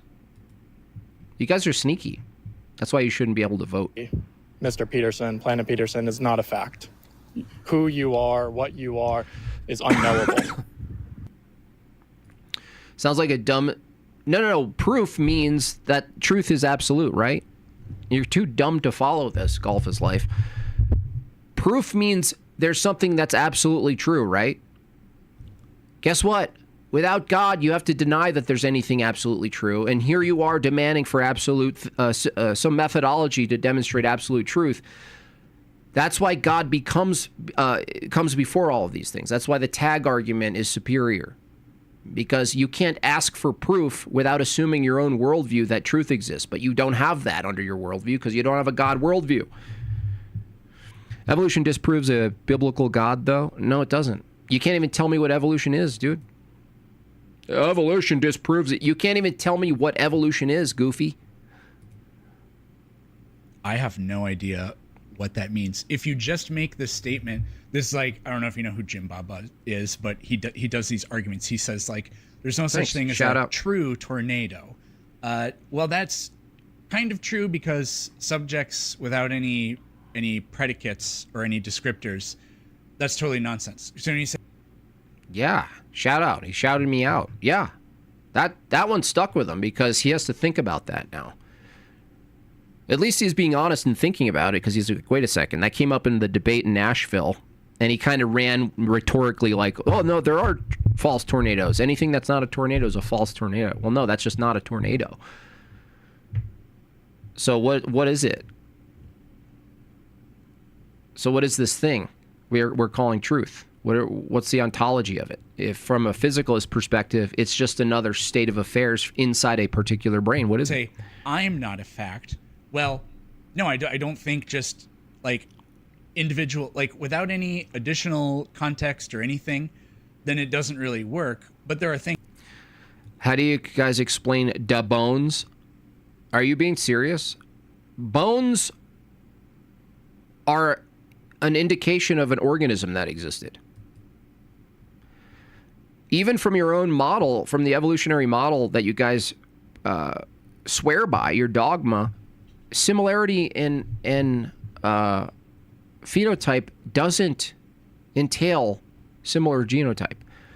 You have similar looking things with similar skulls. There's many skulls that in some way look like a human skull. Little tiny rodent skulls that could look a little bit like a human skull. Enough. Oh, that's close enough. Doesn't follow. It doesn't follow that one thing comes from another or transitioned to another or transitioned from a similar thing, looking thing, based on anatomy alone. You know why I know this is true? Do I have to draw this out for you, you dum-dums? Here, let's draw it out because you guys need this. Okay, here we go. Let's do a little bit of teaching today. All right, you guys. Let's draw out a whole path for evolution. Here's evolution. Okay. Here's human beings. Here's chimps and other primate from their categorization, their category taxonomy system right there. That's just a little microcosm of events, right? In the timeline, the grand scale timeline of evolution. Okay, so they look at these two things and they go, oh, that looks like this thing. They're very similar. So similar. It must have had a common ancestor back here that like split off into the two, right? Because it's similar and typically similar. And they reason like this. But the problem is this thing you need to do that again. Eventually back here, you have to say this thing, its common ancestor is this thing, but based on what? No longer similarity, anotypically, phenotypically. That you can't use that anymore. So there's always going to be a point between. This is why they only argue recent. They only like to argue in the more recent when they talk about anatomy. Because this thing could, functionally operate and look similar to this thing, but not be the same thing. And they go, well, that must have came from another thing that was back then. But the further back you go, the more dissimilar your ancestor is from your current body. So that's why similarity, anotypical similarity, is a junk argument for evolution. But keep doing it because I love it. I actually love when you guys bring this up because it's so easy to counter and show you're not consistent with your criterion. You just selectively use similarity between things when you want to, and then you move away from it when you want to, because you guys are inconsistent little sneaks. You super chatted a wheel. Hold on, Zeph. Wait, when I super chatted Peepee a while ago. Oh, you did that a while ago.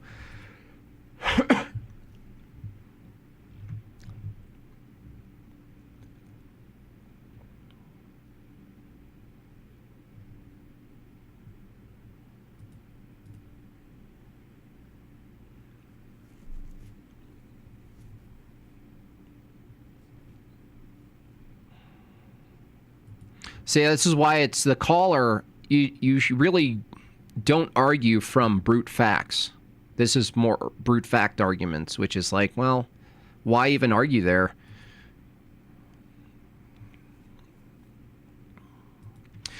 See, Golf is Life can't talk about evolution without freaking out about God. Look, dude, do you understand that everyone in the chat, we can all, in varying degrees, push back against evolution without talking about God? Notice how you can't even defend it without talking about God. Why is that? Why is that? Why is it that you guys can't actually focus on what your claims are?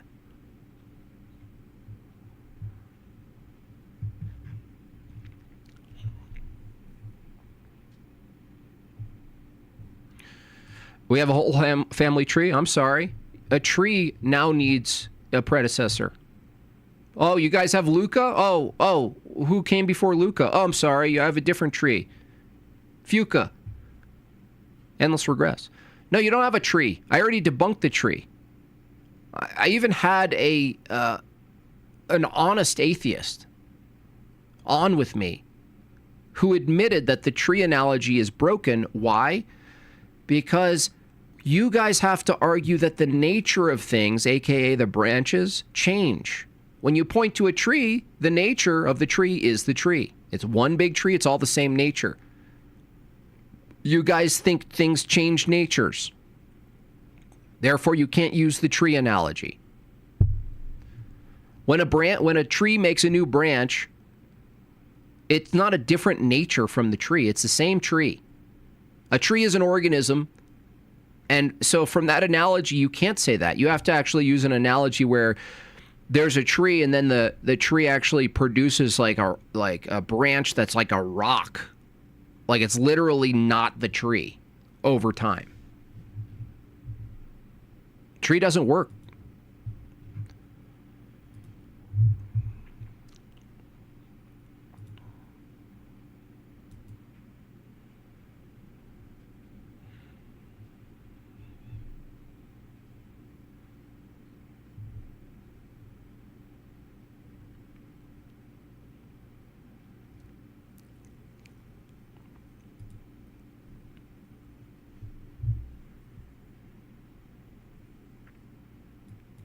Can the evolutionists name any repeatable scientific experiments showing that similarities between two fossils was produced by a common ancestor? No, they can't. It's a narrative. Like they like write a storybook and they write the chapters, and we ask for the paragraphs of the chapters, and they're like, no, this book only has chapters. It's an only chapter book.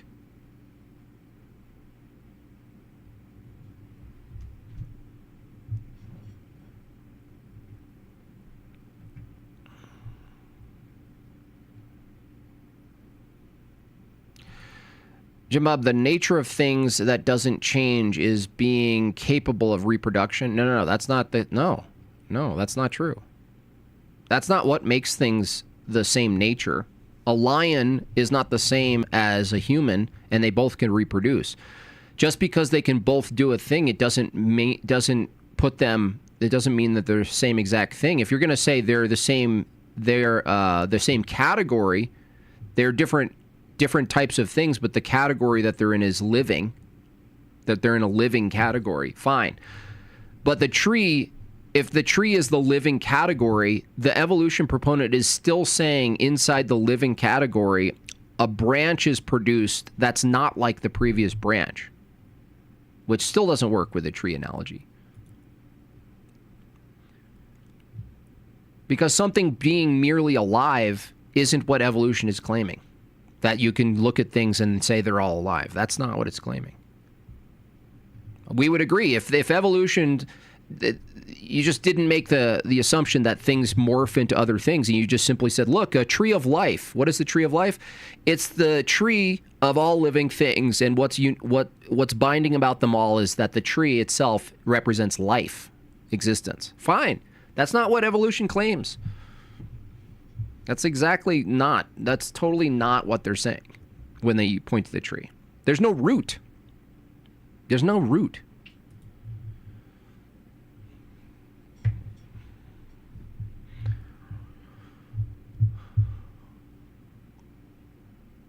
There's actually another. You guys remember Evo Colossus, right? He did a great video. Well, the call-in was with him, but he tried to counter it, and he didn't counter it well, but he tried at least. But he knew there was a problem. He knew there was a big problem with this tree analogy. Apparently, the law of identity says we are not related to Jim Bob. No, related in what way? If you're Mueller, Danny, you just don't understand what's going on here. If what you mean by related is all of life shares similar components and is made up of similar things, fine. But you have to be specific. That's the way in which you're related. Okay? And when we say, are you related to Kevin over there? And you go, no, he's not my family. That's a different use of the word related, dude. It's just, it's like you're willfully not getting it. You guys, what you do is you make it ambiguous what you mean by relatedness. And you go, oh, are you denying the paternity test? No, that's relatedness in a particular way. Related in the sense that, look, I'm related to a table. How? We both have shape. See, guys? I'm related to a table because we both have shape. We both share a physical form in space and time. We're related.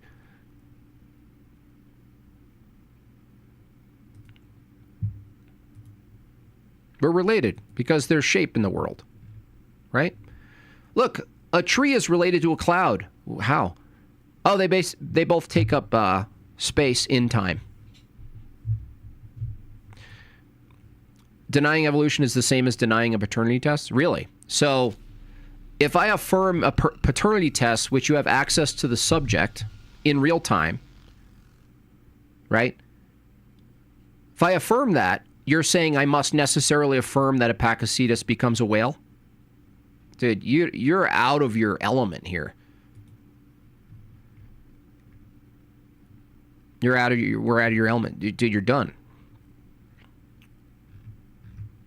You're not even reasoning properly. You don't even know that you're not reasoning properly. At all. All right. There's actually another one from Peterson. This one's a little bizarre.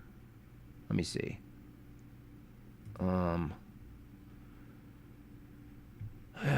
Destroys paper. No. Okay, this is the one. Because I hope Peterson is struggling a little bit. I mean, based on that freeze frame, maybe. My cousin is a banana. I'm so glad Lent is over so I can eat my cousin.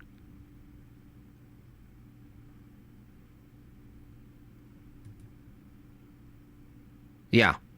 Yeah, it's kind of like nature, where people can't understand nature versus person in theology. It's very similar, actually. That's why we're all finally understanding pretty quickly the nominalistic entailment of evolution, where you conflate these things and you go, well, everything's one thing, or everything's just a particular thing, and there's really no way to make sense of one and many things.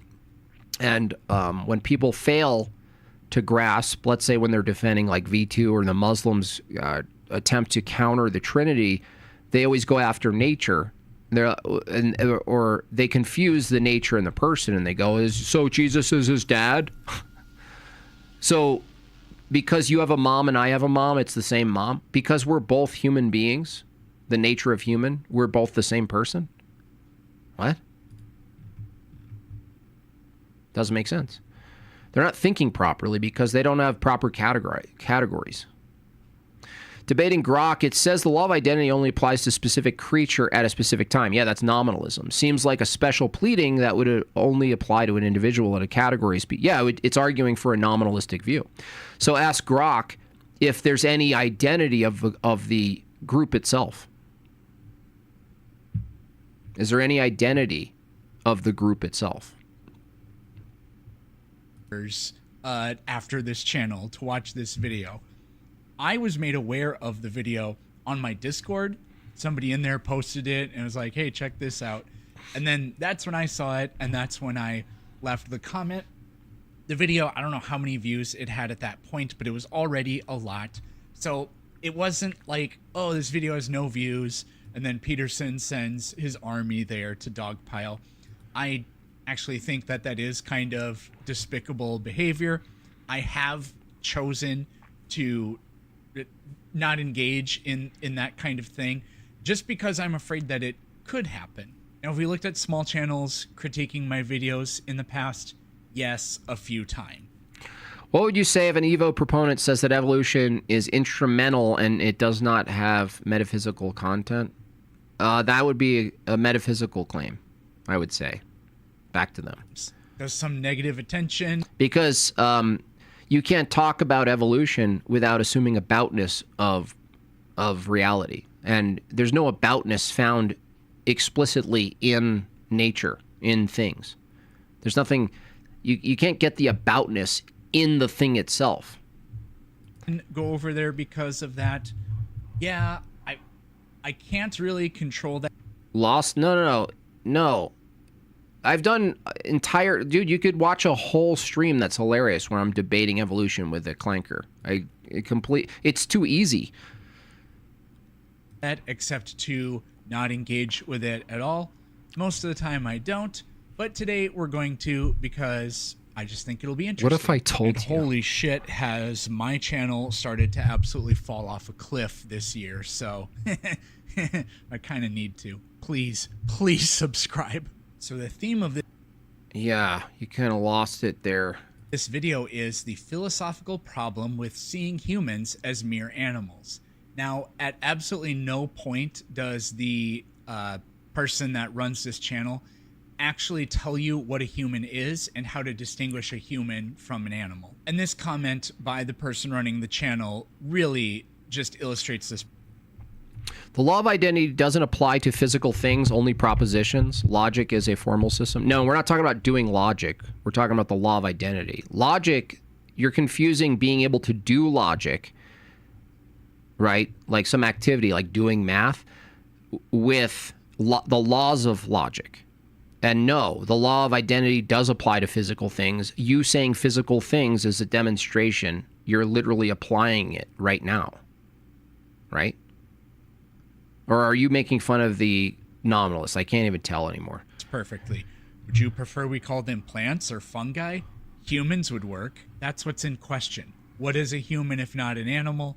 A human. See, they know there's nothing you can possibly point to. That's like Mobius. I don't know if you're just like joking, but that's such a terrible position because you need the identity of objects first before propositions. Propositions require the physical object, from your view, called a human being. And a human being exists before they make propositions. A baby exists before it makes propositions. So you're just, it's like nonsensical what you're saying. In a human that's going to distinguish it from animals, which is what happens in this debate as well. Now, I don't remember this debate. It was not all that long ago because I haven't had that sweater for all that long. But I don't know what video this actually is. It's the problem when you upload a video every single day. Interesting. Why do you think evolution isn't true despite the overwhelming amount of evidence? Despite the entire scientific community being against you? The scientific community has proof that man came from animals? Well, men are animals. Women are too. See, I wouldn't make this argument. The guy who's making this argument, I think he might even be a follower. But the thing is, it's better to ask how a human comes from something that's not human. How do you get to that? How do you get to that anything that exists comes from something that it's not? How do you logically get there, and how do you scientifically get there or biologically get there? How do you get there? And then when you ask this question, it really throws them for a loop, because mostly they're talking about things like deep time and fossils and DNA strands that look similar and do similar things, and they get you kind of caught up in that, whereas their claim is actually much deeper than similarity. Well, I mean, that's obviously just going to depend on how you define animal, but usually animals like scientists irrational. are good at that. You're not. I don't know. I was just very annoyed with this guy for whatever reason. What'd you say? Scientists are good at that kind of thing. You're not. Scientists are good. When an atom of an unstable element disintegrates itself and it violates the law of identity. Well, I'm not sure what that observation would look like, but a cell, like let's say even biologically, a cell dying, it's not a violation of the law of identity to go through a process, because the process would be proper to the nature of that thing. So, for instance, a caterpillar going through a phase and morphing into the butterfly, that's all consistent with the identity of that particular thing. So how things act when they're here and how things act in regard to no longer being here, that's all proper to the identity of that thing. It doesn't violate the law of identity. Good at making metaphysical categories? I don't think so. Right. So when it comes to a human being, which is a physical thing that exists in the world, science is not about doing metaphysics. You can't scientifically study metaphysics. Can you metaphysically study science? I don't know. Does it work that way? However, science is going to be the tool that gives you the knowledge in order to well inform whatever your metaphysical stance about humans is. We will see this over. Maybe evolution is a process proper to the living thing. No, it's a violation of whatever the thing is. That's what we're saying. The process, Daniel, of evolution assumes that the thing itself is morphing. So you're saying, well, if a caterpillar can morph in its nature to a butterfly, that happens inside the lifeline. This is why it's a extrapolation fallacy, or probably a more so what's true of the part is true of the whole fallacy, where because you see that, well, maybe that's true of everything. That's the fundamental root of evolution. They finally saw a baby from conception and its bone structures developing, and it was like, look, a tail, look, it looks like this. It's a totally different creature, but it becomes a human in 9 months. No, That was the human altogether the whole time. That was a human. That was the human process in this particular section of its process of development. It did this thing. It doesn't change what it is. But evolution takes that and extrapolates it to the category itself of human. So if a human as a fetus looks different than a baby and it went through some sort of morphology and then a baby to an adult, it's still a human. But they think, well, if that's true inside the womb, then it might be true about humans in general, right? No, that doesn't follow. It doesn't follow at all. Over and over again in the video. Scientists are not making any kind of contradictions. Everything about humans, from our fundamental structure and nature and biology and physiology, every single thing about it, and our genetics, everything. Yeah, they're in a bad position. Everything is consistent with animals. Yeah, they're like, look what the questions they're asking. They're arguing for an ever-changing flux reality that they can't know. And they're asking, why? Anything to hold on to their bad view. Yeah, what if everything's in flux and we can't know anything? Great, you're out. Then evolution isn't true then. Even evolution wouldn't be known to be true. Everything's in flux. That's the thing is, for evolution to be true, even though it's logically impossible to argue for it, even if you granted it in some general sense, you would have to have something that was regular. You'd have to have something about the structure of reality that was regular. But if nothing's regular, this definitely happened. Science proved it. Also, I'm going to simultaneously hold a position that all of reality is up in the air in flux. That makes a lot of sense. The word law in laws of logic are equivocating the governing laws, which they are not. You're in a contradiction. They are descriptive laws. No, we're not saying law like someone wrote a law and you have to follow it.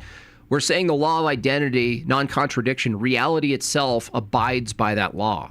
We're not saying there are these laws of logic that are independent things that are saying to nature to behave a certain way. You must behave this way. No. But you're already cooked, dude. Your last comment already disqualifies you from all of life. Everything. You shouldn't be able to buy meats at the market based on your last comment. In order for you to argue what you're arguing, your whole statement needs to be false now, because you're assuming the laws of logic while you're arguing. And if what you're saying is true, then you're saying that there's a law-like system that governs thought. And now you're saying there is no law-like system that governs thought. You're a nonsense machine on this planet. For some of the more fundamental things, we universally share that with animals. But then there are more, you can get more specific than that. We obviously don't have very much in common with jellyfish. But to say that because we're not very close or similar to jellyfish. And by the way, after this last goal, we'll take a short break and you'll have your live questions answered by none other than Tucky Carlson live. So hit that goal.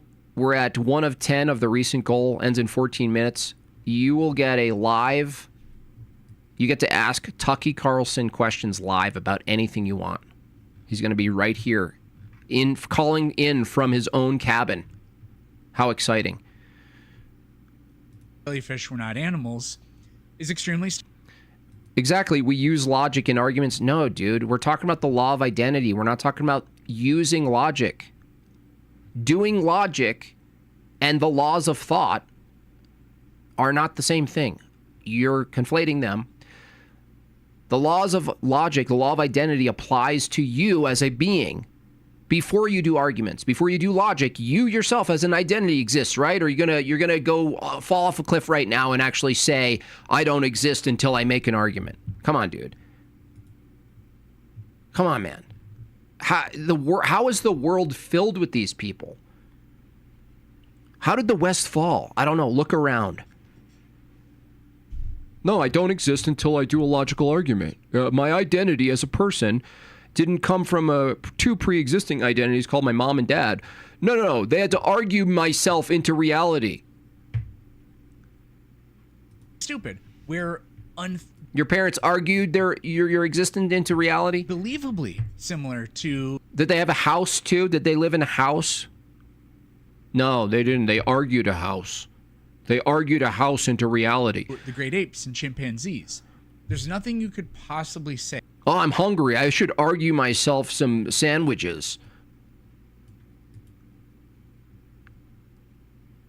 You want to call Uber? No. Don't worry about it. I'm going to argue myself a sandwich. About a human that makes them not an animal if a great ape is not also an animal. Nothing you could possibly say for that would work. And again, it's science that's going to give you the knowledge of that.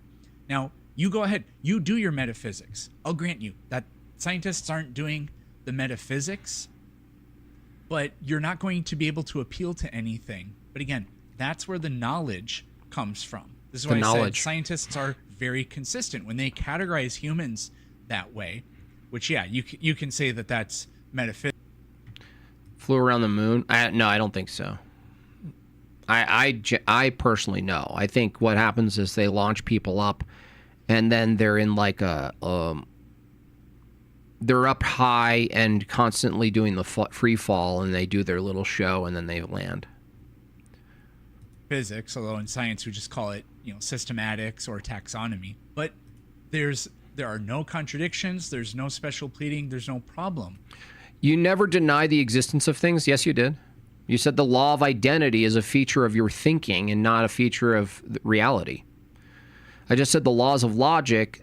Dude, the laws, the existence of things appeals... I never denied the existence of things. I just said the laws of logic.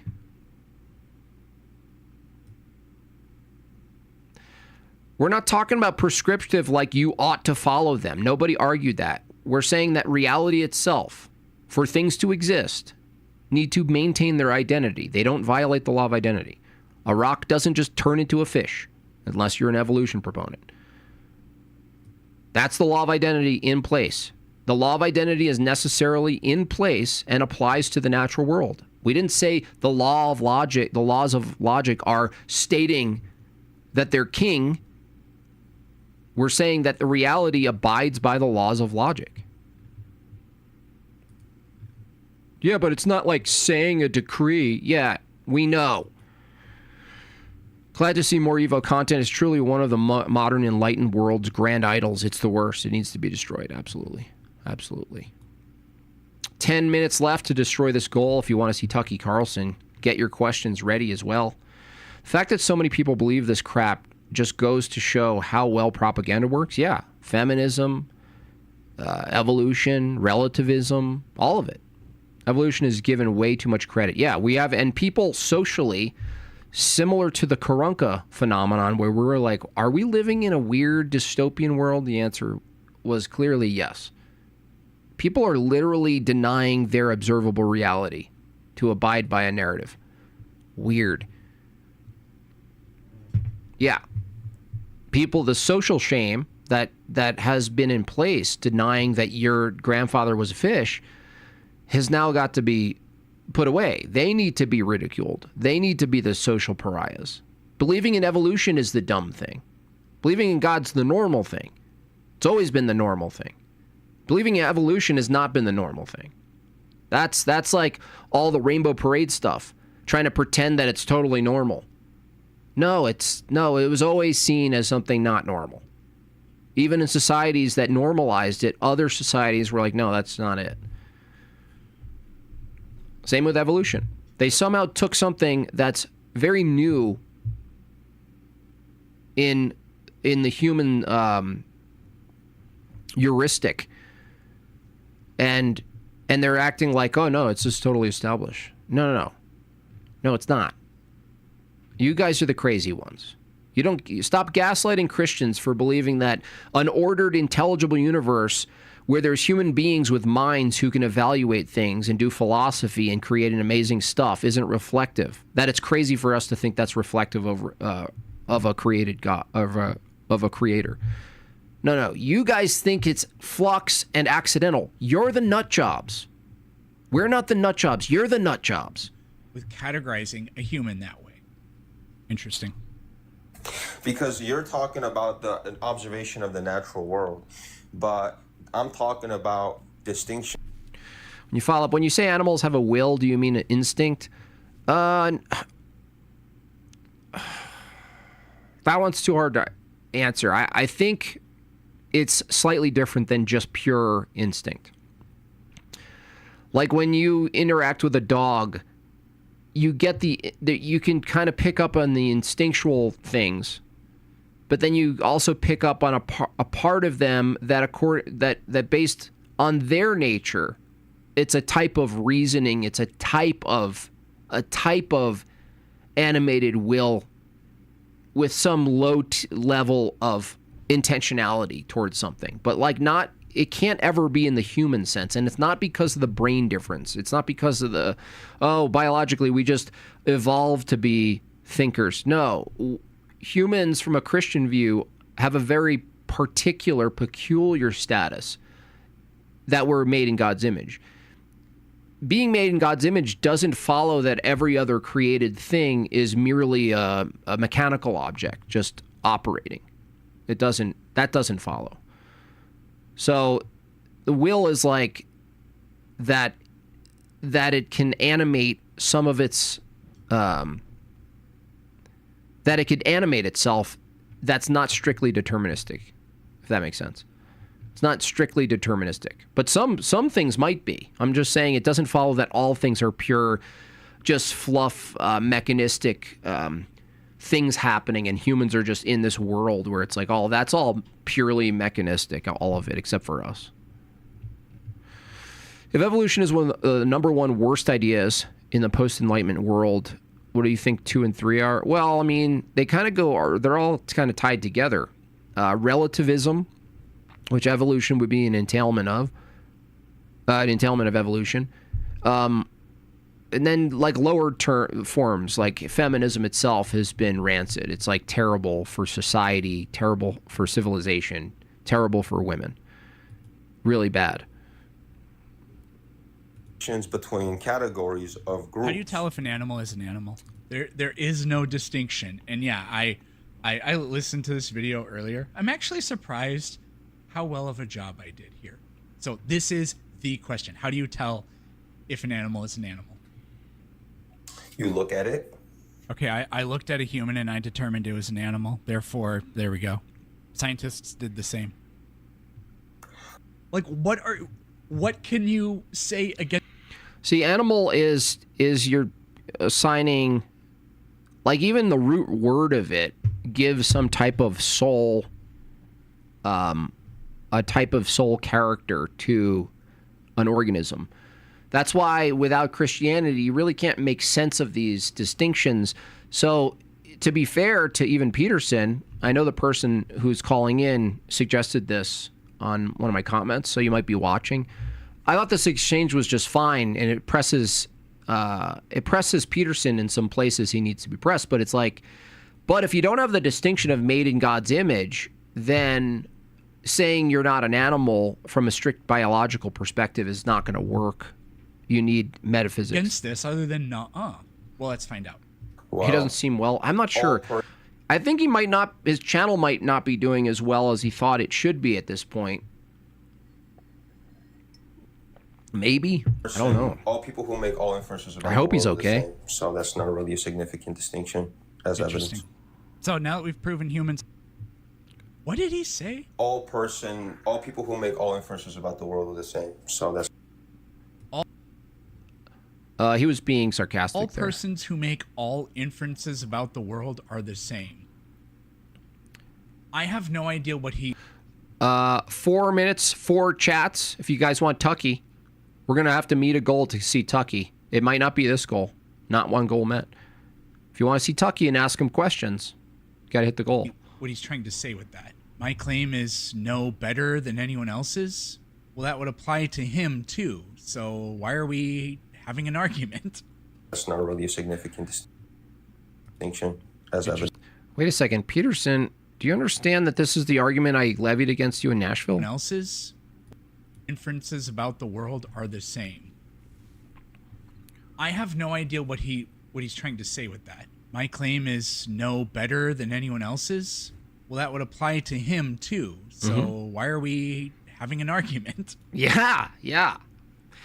If a physicalist, naturalistic view reduces all human propositions to merely events that are just kind of like flare-ups from the existing biology, there's no ontological distinction between any of them insofar as something being true or false, or being a better view or a worse view, or a coherent view or an incoherent. They're all equal. So he kind of understands that months after Nashville.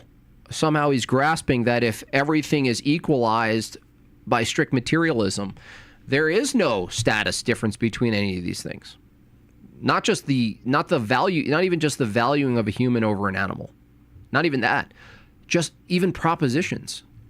Everything becomes just, oh, that's sound. No difference between a fart and a thought. None. Thank you so much. Someone wants to see Tucky. As I'm looking at the ceiling, recognize my ceiling is an animal. Yeah. We did. We met the goal. You guys really like Tucky. All right, let's just finish some of this, and then Tucky will be here soon. That's not really a significant distinction. We're all equal. Interesting. So now that we've proven humans are animals, what do you want to talk about? You haven't. I just said the thing you presented as proof is not reason for that inference.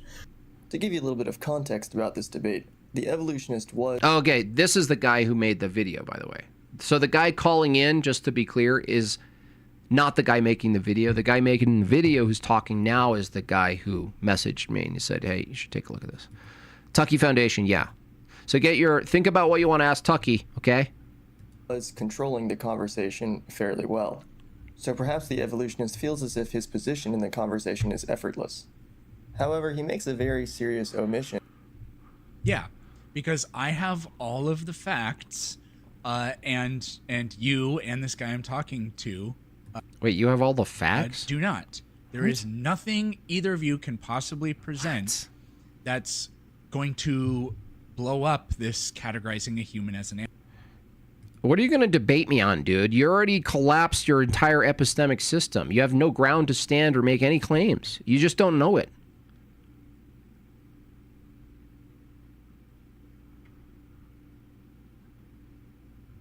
You don't even know it, dude. What do you want to defend? Look, after Tucky, you want to defend evolution? Call in. Look, Lent's over. Lent's over!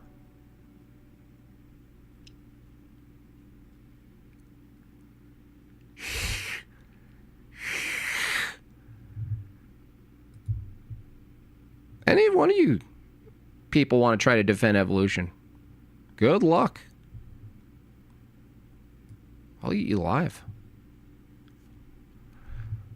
You don't get it, Jim Bob. Evolution is a hypothesis, a theory, and an observation. It's all of it. It's all of it. It's every one of it. Unbelievable, man. Unbelievable. It's just unbelievable.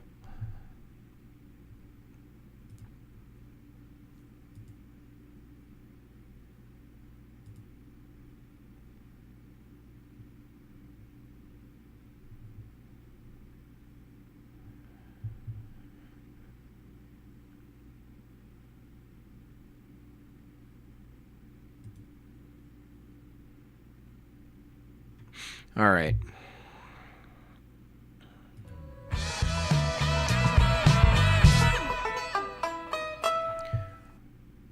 Recently, I had the opportunity of talking to a bunch of Evo-tards in my chat. I didn't actually believe that this many people believed in evolution. It's completely kind of silly. I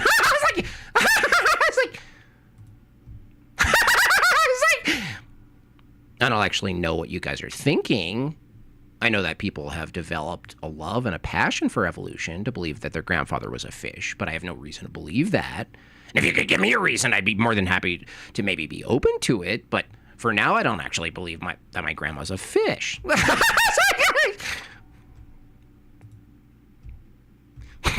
I'm a little late on that.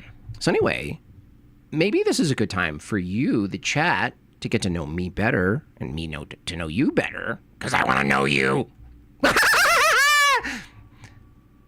Anyway, maybe you could ask me some questions about politics or Israel or Ted Cruz or maybe the flagellum. Flagellum is such a funny word. I always thought that was a funny word. It's like, seems like that's a really weird word. No, I don't really have a dog in this fight, you know? It's like, could I be convinced? Could I not be convinced? Is it possible that George Floyd actually was an ape? It's like, maybe he was. That doesn't really change my view on Trump. But who knows? It could be this way, it could be that way. Is chat real? Are these people real? This is probably one of the reasons I don't do live streams, because I find the chat is a very strange place to be. It's like being in several different dive bars at the same time. And you know how I love dive bars.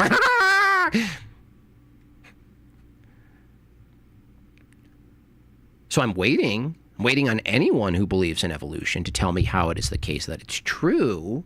I mean, I still love Trump. He still has a soft spot in my heart.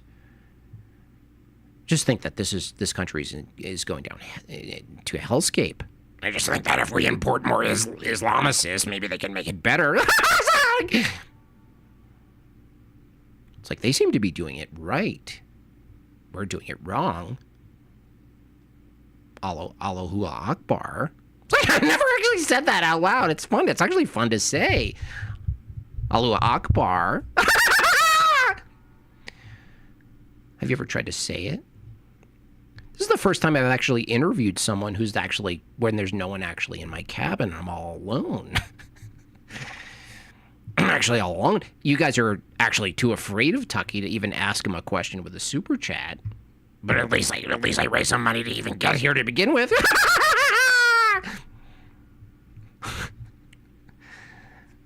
Well, you don't actually need a question. Like if it's making you laugh, you could also send a super chat. I mean, I did all this work to draw it, to actually make this happen. I really appreciate everyone who donated to get us to this point, but I really came here for questions. I'm really here to answer all of your toughest questions. It seems like you guys are having more of a tough time producing the questions than me answering them. That's weird.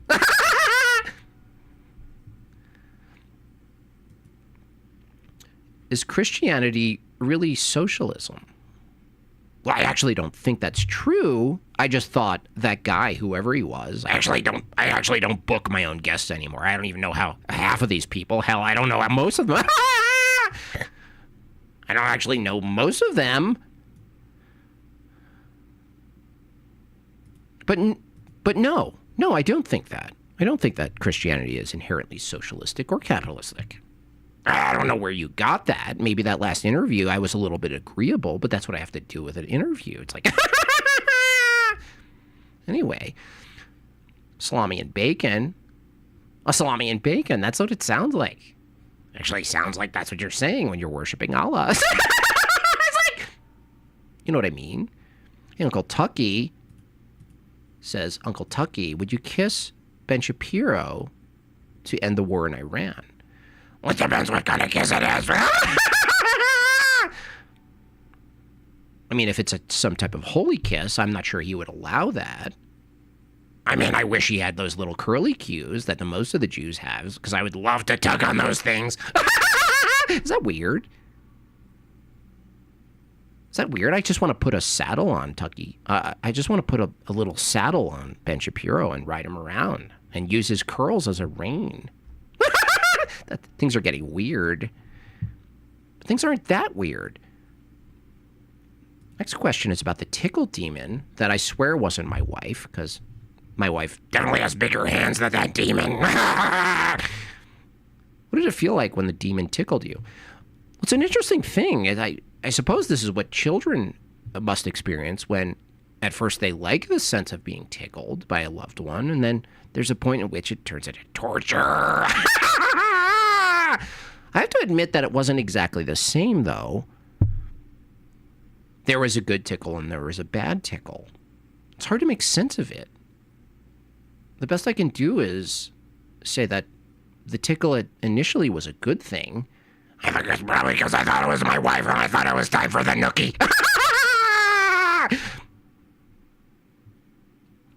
I thought it was time for coitus, but I thought it was weird that it was 3 a.m. So I went with it, and when I looked down, I saw that my wife was at least 3 feet away from me on our giant 20-foot mattress. And that's when I realized there was some other deeper thing going on. Some deeper entity was in the room and further in my bed with me. And one thought came to my mind. And the thought was, I mean, if it's not hurting me, maybe I could take advantage of the situation.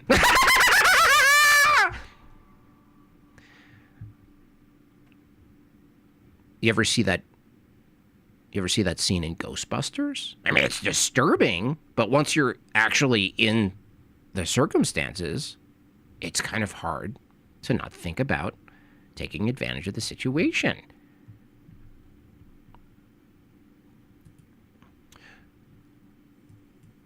Tucky, are you a CIA op?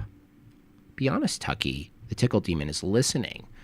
Well, I understand why people think that. I mean, my dad, I didn't know that my dad was in the CIA until about a year ago, even though I went to all of the CIA camps, summer camps, where all the CIA assets go to train as little children. It's kind of like a summer camp for CIA ops. It's so funny. And so, no, I'm not a CIA op unless maybe there's something you know that I don't know. I mean, it's totally possible that people can be ops and they don't even know they're ops. That would be crazy. It's like, maybe I am an op, maybe I'm not. But here's the thing, here's the deeper question. Does it actually matter if the person knows they're an op? Could they be an op and not be an op? Could they be an op and not know they're an op at the same time? Unhip Bone says absolutely nothing, speaks with his money, and that's exactly what Qatari's doing, speaking with their money. I've got a stash of it inside my wall. I don't put bodies in my wall. I put money in my wall. Is it hard to hunt from Jez Heck? Is it hard to hunt an elk in a bow tie? No, actually, you'd be surprised how much of an animalistic rage it gives you to wear a bow tie. Put the tie on, it kind of cuts off your circulation in your neck and it sends you into a rage. Who knew asphyxiation could be such a catalyzer for just brute force? In fact, some of the hunts that I've done with a bow tie, many of you don't know this because the video of it is kept under wraps in a safe that I have, is that when I go out and hunt elk in my bow tie, I'm actually just in boxer shorts and I don't have a gun. I just use my bare hands to strangle the elk in front of its family. Like, who even knew I could do that?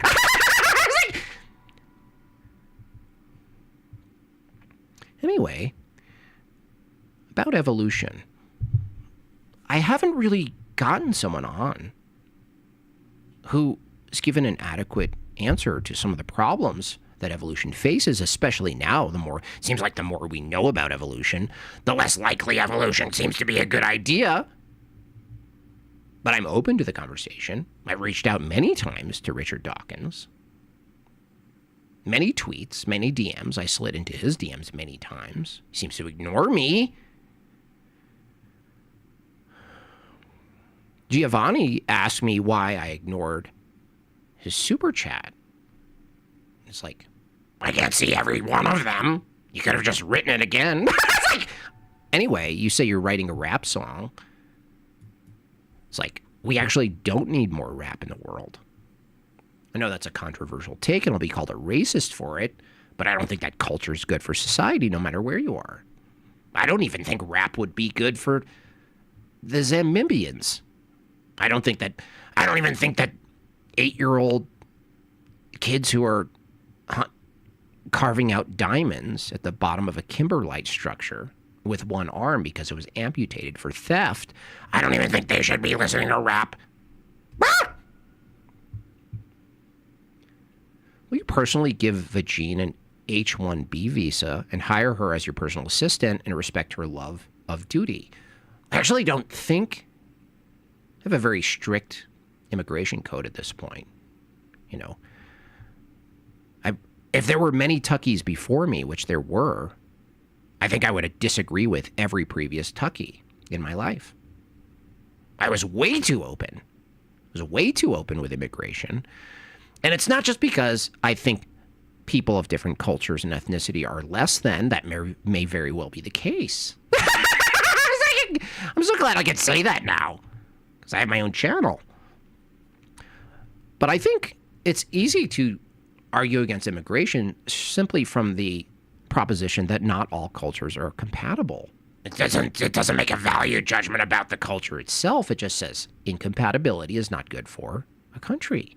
I don't think there's anything absolutely controversial about that statement. Do you?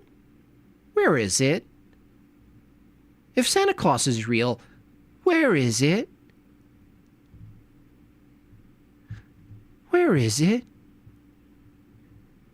None of your business, as for 10 big buckaroos. In Resident Evil 2, it's important to know that the G virus evolved its host repeatedly after infection. How do you deal with this and don't appeal to rocket launchers? That's a great question. Even though I'm skeptical about the moon landing at this point, skeptical about what a virus is, if I'm being honest. There's not many honest people who come forth and talk about their own experience with viruses. Mostly because they die early. That's like a dark joke. That's a dark joke. I think Freddie Mercury was a really good singer. He also had an epic mustache. Most of these people are very talented people. The question is it good to develop medication to keep people alive from diseases that are resulted from purely degenerate behavior? It's like, even from an evolutionary view, you know, it's like, maybe we should just let them go.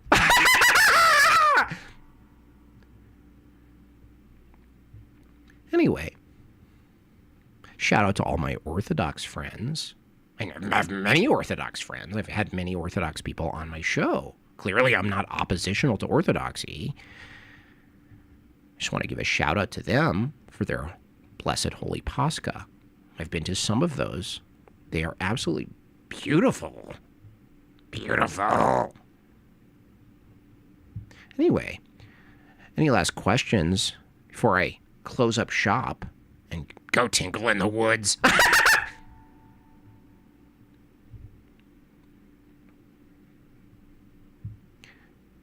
And if there's anyone else you'd like to see on my show, please let me know. It's now a settled fact. Evolution is debunked. That's kind of what I think. Someone asked me recently, is there anything that would actually have me believe that evolution was true? And the only answer I could come up with is if I saw a massive decrease in black on black crime in the next 20 years. Am I allowed to say that? Well, it's been great. Make sure you buy whatever kind of weird cookies that I sell. I forgot. I should probably make a custom commercial for doing Tucky here. I don't want to spoil you. I don't want to spoil you. Just crawled out of my caddy box. With that said, anyone who's an evolution proponent in the future and wants to go head to head with me, I'm happy to debate you on this topic in the chat. Till that time, I hope you all have a great day. I'm going to return you back to your ordinary programming over at Jim Bob's. But here's what I'll say.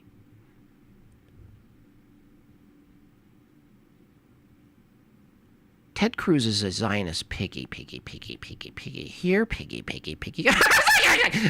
Sometimes I lose it when I think about him. Sometimes I think about Ted Cruz and I just want to change my hunting trip a little bit, make it more customizable. So one thing I'll tell you about Ted Cruz, seeing him in person, and I think everyone should know this, he has hooves. I actually saw him in Crocs or Tevas or whatever he was wearing. And I kid you not, Ted Cruz, his feet are hoofs. So maybe evolution is true. Maybe I've been wrong all this time. Anyway, it's been great having you. Have a good night. Wow, Tucky. Thanks so much, buddy. I like that, because Tucky, you know, when Tucky comes on, I could go to the potty and, you know, chaos maxing.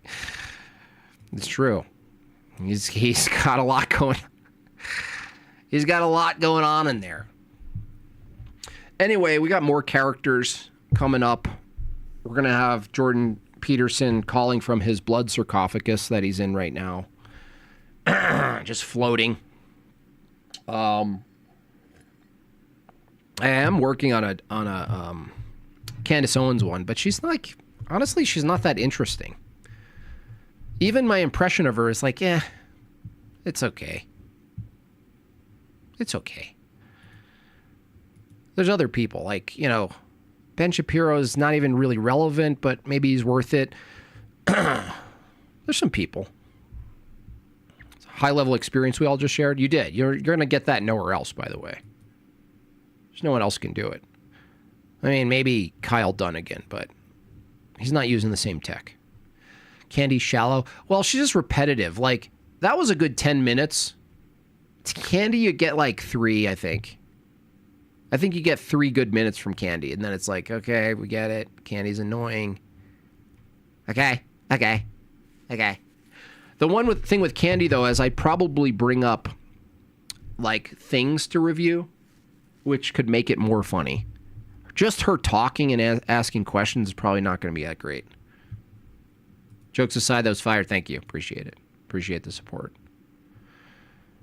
Can you exaggerate? Yeah. Well, I want to bring up, like, fake texts that are funny and, like, bring back an old video maybe from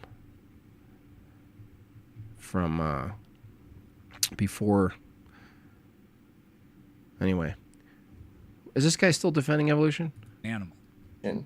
Which could easily lead us to the conclusion that evolution predominantly functions as a philosophy. The first question is this. 100%. Is the evolutionist just simply talking about a scientific definition, or is he talking about a philosophical definition? In other words, an ontological or metaphysical category? That's true. There's no actual ontological categories from the evolutionary view. There isn't. There's not.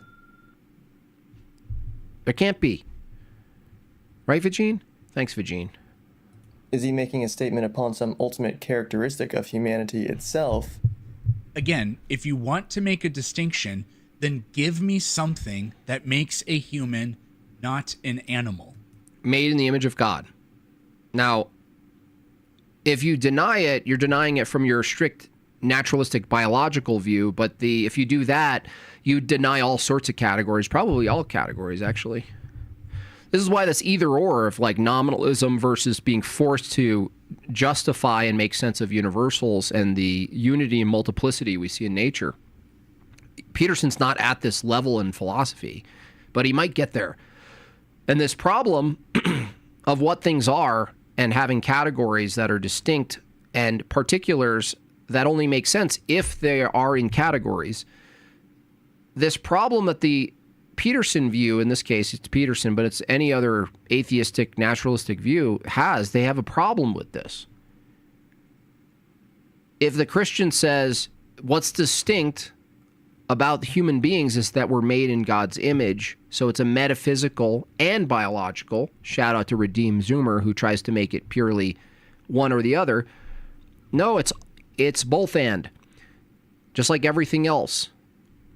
And so it can't be just strictly reduced to just how biological wet machines operate in the world. Well, we're both vertebrates, so we're both animals because those are animals that share this, central nervous system structure or whatever. Well, no, that's not enough. That's not enough to... if you blur the distinction between man and animal, then you collapse a bunch of things without realizing it, like a justice system, like why even structure society in any particular way? Why debate? Why are we doing anything else other than being an animal if we're just animals? All that other stuff is just extracurricular stuff, right? Or is he just referring to a technical definition that he knows to be ontologically limited? So what's the limitation? Is it just a scientific definition or some type of omnipotent view of what human beings essentially are? Isn't reasoning and logic? Well, not in a full sense. This is a good question, and sometimes theists will step in this trap. Like, reasoning and logic, the way we do it, like doing metaphysics, yes. But you could find some type of reasoning and logic in effect with like a crow or something. Like some rudimentary, very rudimentary if-then statements happening without even the language of propositions about things. That would be just proper to the crow or proper to the dolphin or proper to the whatever the animal is. The distinction you have to push further for Christianity, that we're capable of participating and worshiping God. Like I just go there. Forget like these like capability things. Oh, I can do this and I did math and I could make an airplane or this or that. Okay. Fine.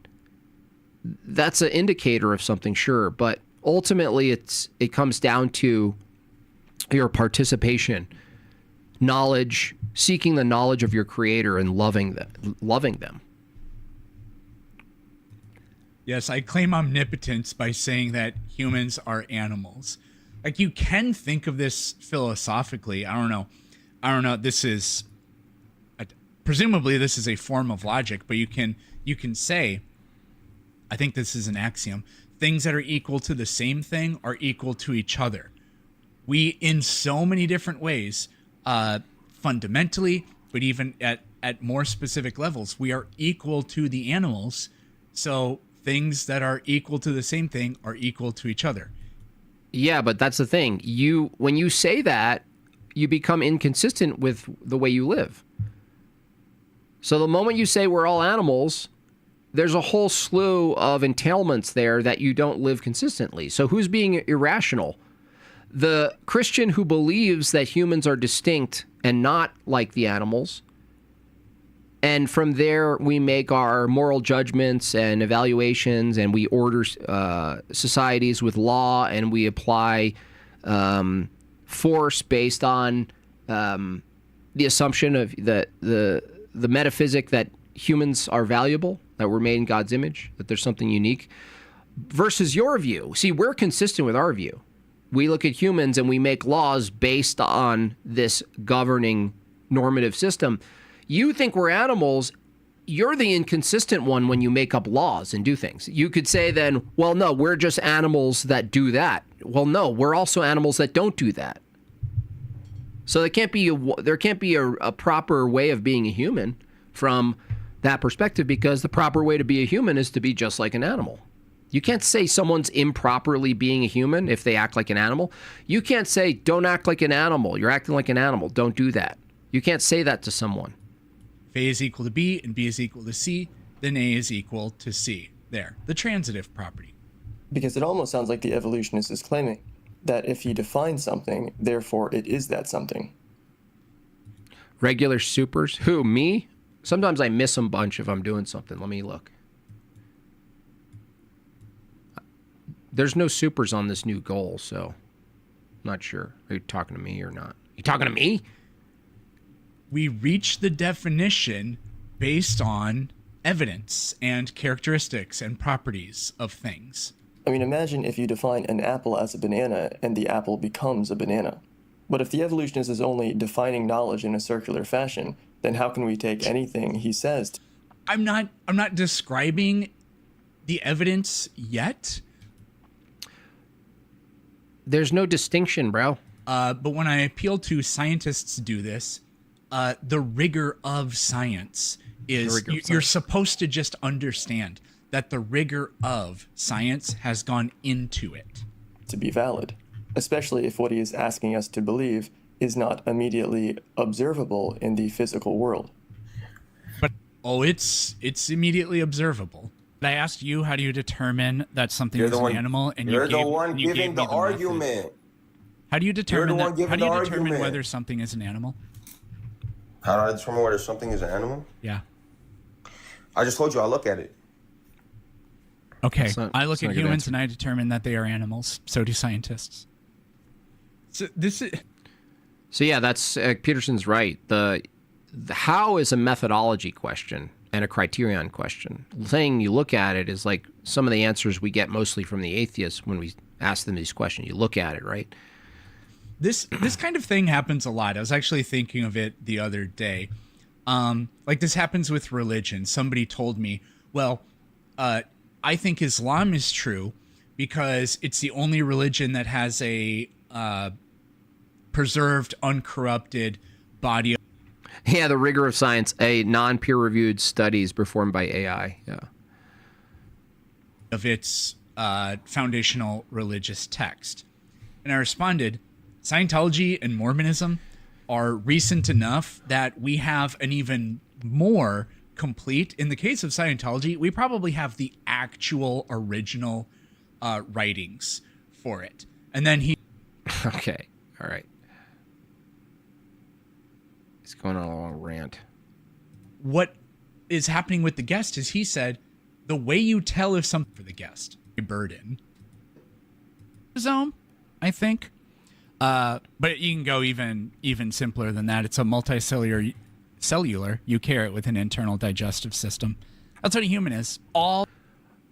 Yeah, well, evolution, if humans came from something not that, like this is look, I'll just say this. We're not going to do this. I'm going to move over to Kai Schwimmer and Brian Shapiro. There's really no meaningful distinction between things from the evolutionary view, right? Because there's a problem here because he's determining what something is. A human is this currently. But he also holds that there was a time where a human wasn't that. It has to be necessarily so that the human comes into its ontic, biologically speaking, because that's Peterson's criterion, at some point. There has to be. There has to be a point in which the human now acquires that they have all of the needed parts. Well, I'm sorry, this is what falls apart. There was a beast, Peterson, that wasn't a human that necessarily needed all those parts. Okay? Digestive system.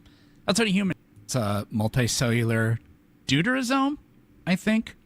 But you can go even simpler than that. It's a multicellular. Yeah, this is exactly it. This is why it's such an important distinction, because it can't be reduced to just the biological. You can't. You have to, that's why it's a worldview thing. This is why tag's so important, is because what is it, a human, you can't do the biological taxonomy without assuming some metaphysical system at the same time, that you're doing both and. But he's not distinguishing between the two. He's just going with one. Cellular eukaryote with an internal digestive system. A multicellular eukaryote with an internal digestive system. That's what a human is. I mean, see?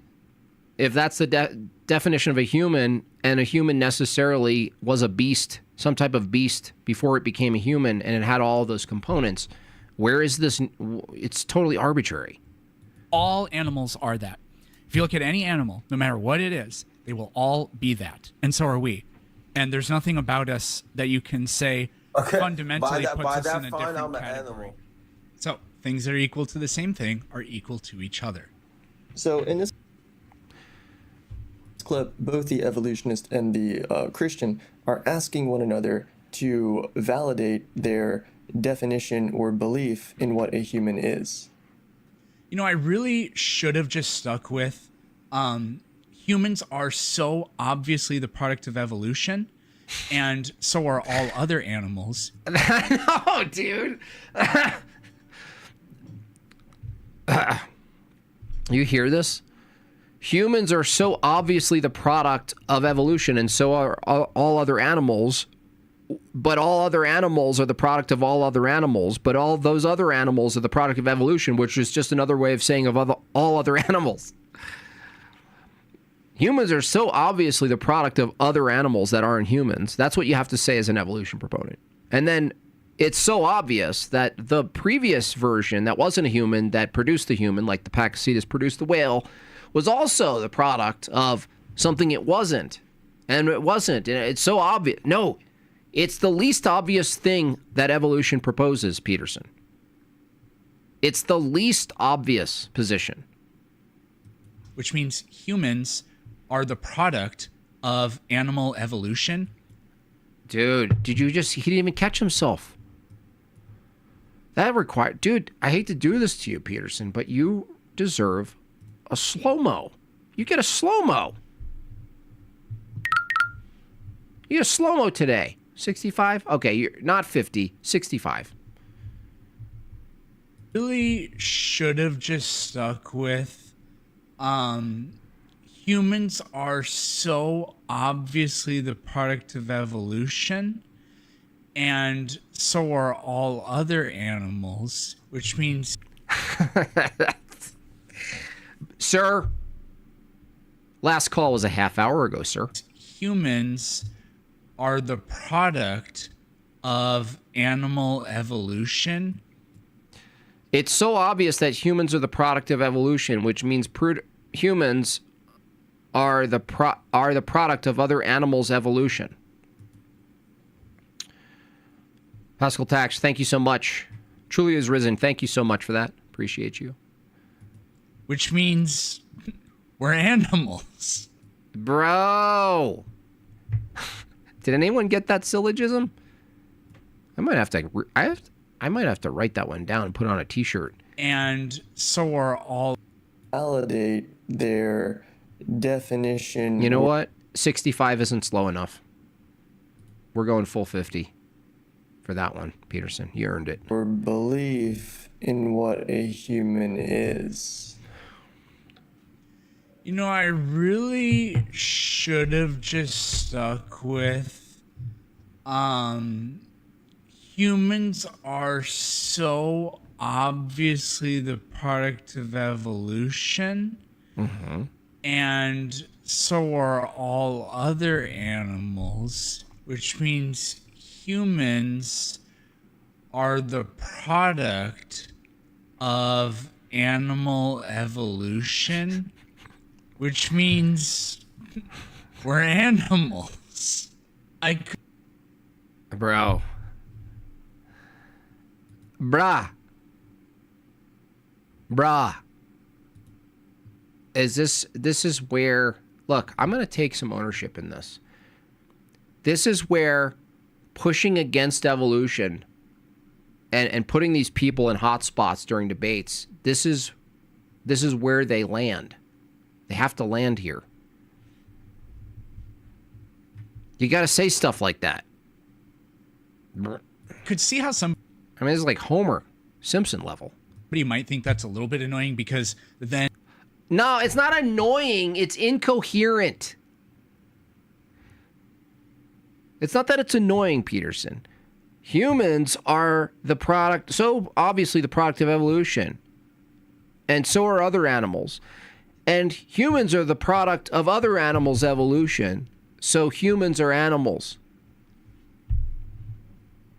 And a philosophical argument turns into a debate about whether or not evolution is true. But ultimately, I think that would be just to give them what they want. I don't see how anything else would be more satisfactory than that. And of course, from the... See, to us, from our observation, Peterson, humans are so distinctly and peculiar in their differences in all other animals, so different, right? Humans are so different and peculiar in comparison to all other animals at such a level, at a greater level than those other animals are peculiar to the other animals. So everything that's not human has its own peculiarity, but it's more similar to all the other animals, the way they operate and do things. More similar than we are to the rest of the animals. And that's what we can observe. In fact, debating is an indication of it. The fact that we're even talking about this is a peculiarity of humans. That's why we come to the conclusion that there's something distinct and special about humans.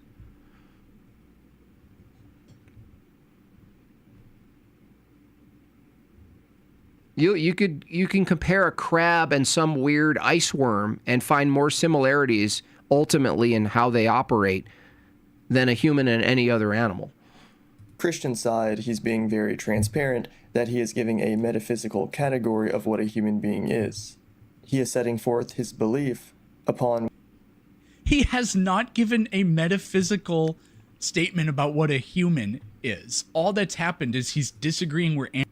I kind of agree with that. I don't think the caller... I think he's pressing in the right direction. Pressing someone to be forced to make the metaphysical, but he didn't actually come out and say it from a Christian view that that's the thing you're going to have to say. You're going to have to say that. You can't go with this, like, other tactic. Animals, but his logic of how to determine that is you look at it. That's what I did too. So his criteria doesn't work. What the ultimate characteristic of human beings are, which in this case he is saying to be something that is separate from animals. Hey chat, Eric from the future here. Well, no, it's Eric from the past because this is a video. Eric from after I recorded that video here. I didn't notice at the time when the guest said that, but he just committed the potato fallacy, which is when you say a human is something that isn't an animal. Now to show you what I'm talking about, we have to do a throwback to one of my best videos of all time. Enjoy this clip. Do you even know what an animal is? Anything that is not a human. Yeah, I agree. All these, you still have to tell what a human is. So, for all you people who, this comes up a lot in the vegan debates, by the way, this is name the trait in a different route, right? This is the name the trait argument, but not about veganism, just about like trying to argue that humans are somehow distinct and special and outside of the animal category. You're going to have to appeal to something metaphysical, not just physical. You can't say our shape or the way we eat and stand and all of these just fly on the wall physical observations. You can't do it. So, they're not sentient in the same level. Yeah, sentience still not going to do it, not going to cut it. Anyway, you could argue some level of capability of what we do, which is really a function of our intellect and our capacity to do philosophy and reasoning and engineering in our head and things like this. Being able to do stuff is a feature, but ultimately, you're going to have to set in and set your feet in a Christian system. You have to, bite the bullet. This is why if you have to bite the bullet, but you're not rooted enough in Christianity that you can't defend it, then just don't do it. Don't debate it. But just know when you start to see these problems and you go, wait a second, there has to be something deeper than pure biology that roots our position that man is distinct. You're going to have to really deal with that you're not going to be able to run around these guys and talk about biology and I made a bow and arrow and you made this, look at our Teslas. It's not a good enough position. Speaking of bad positions, this guy this guy. Yeah, they are. Epistemology. The crab argument.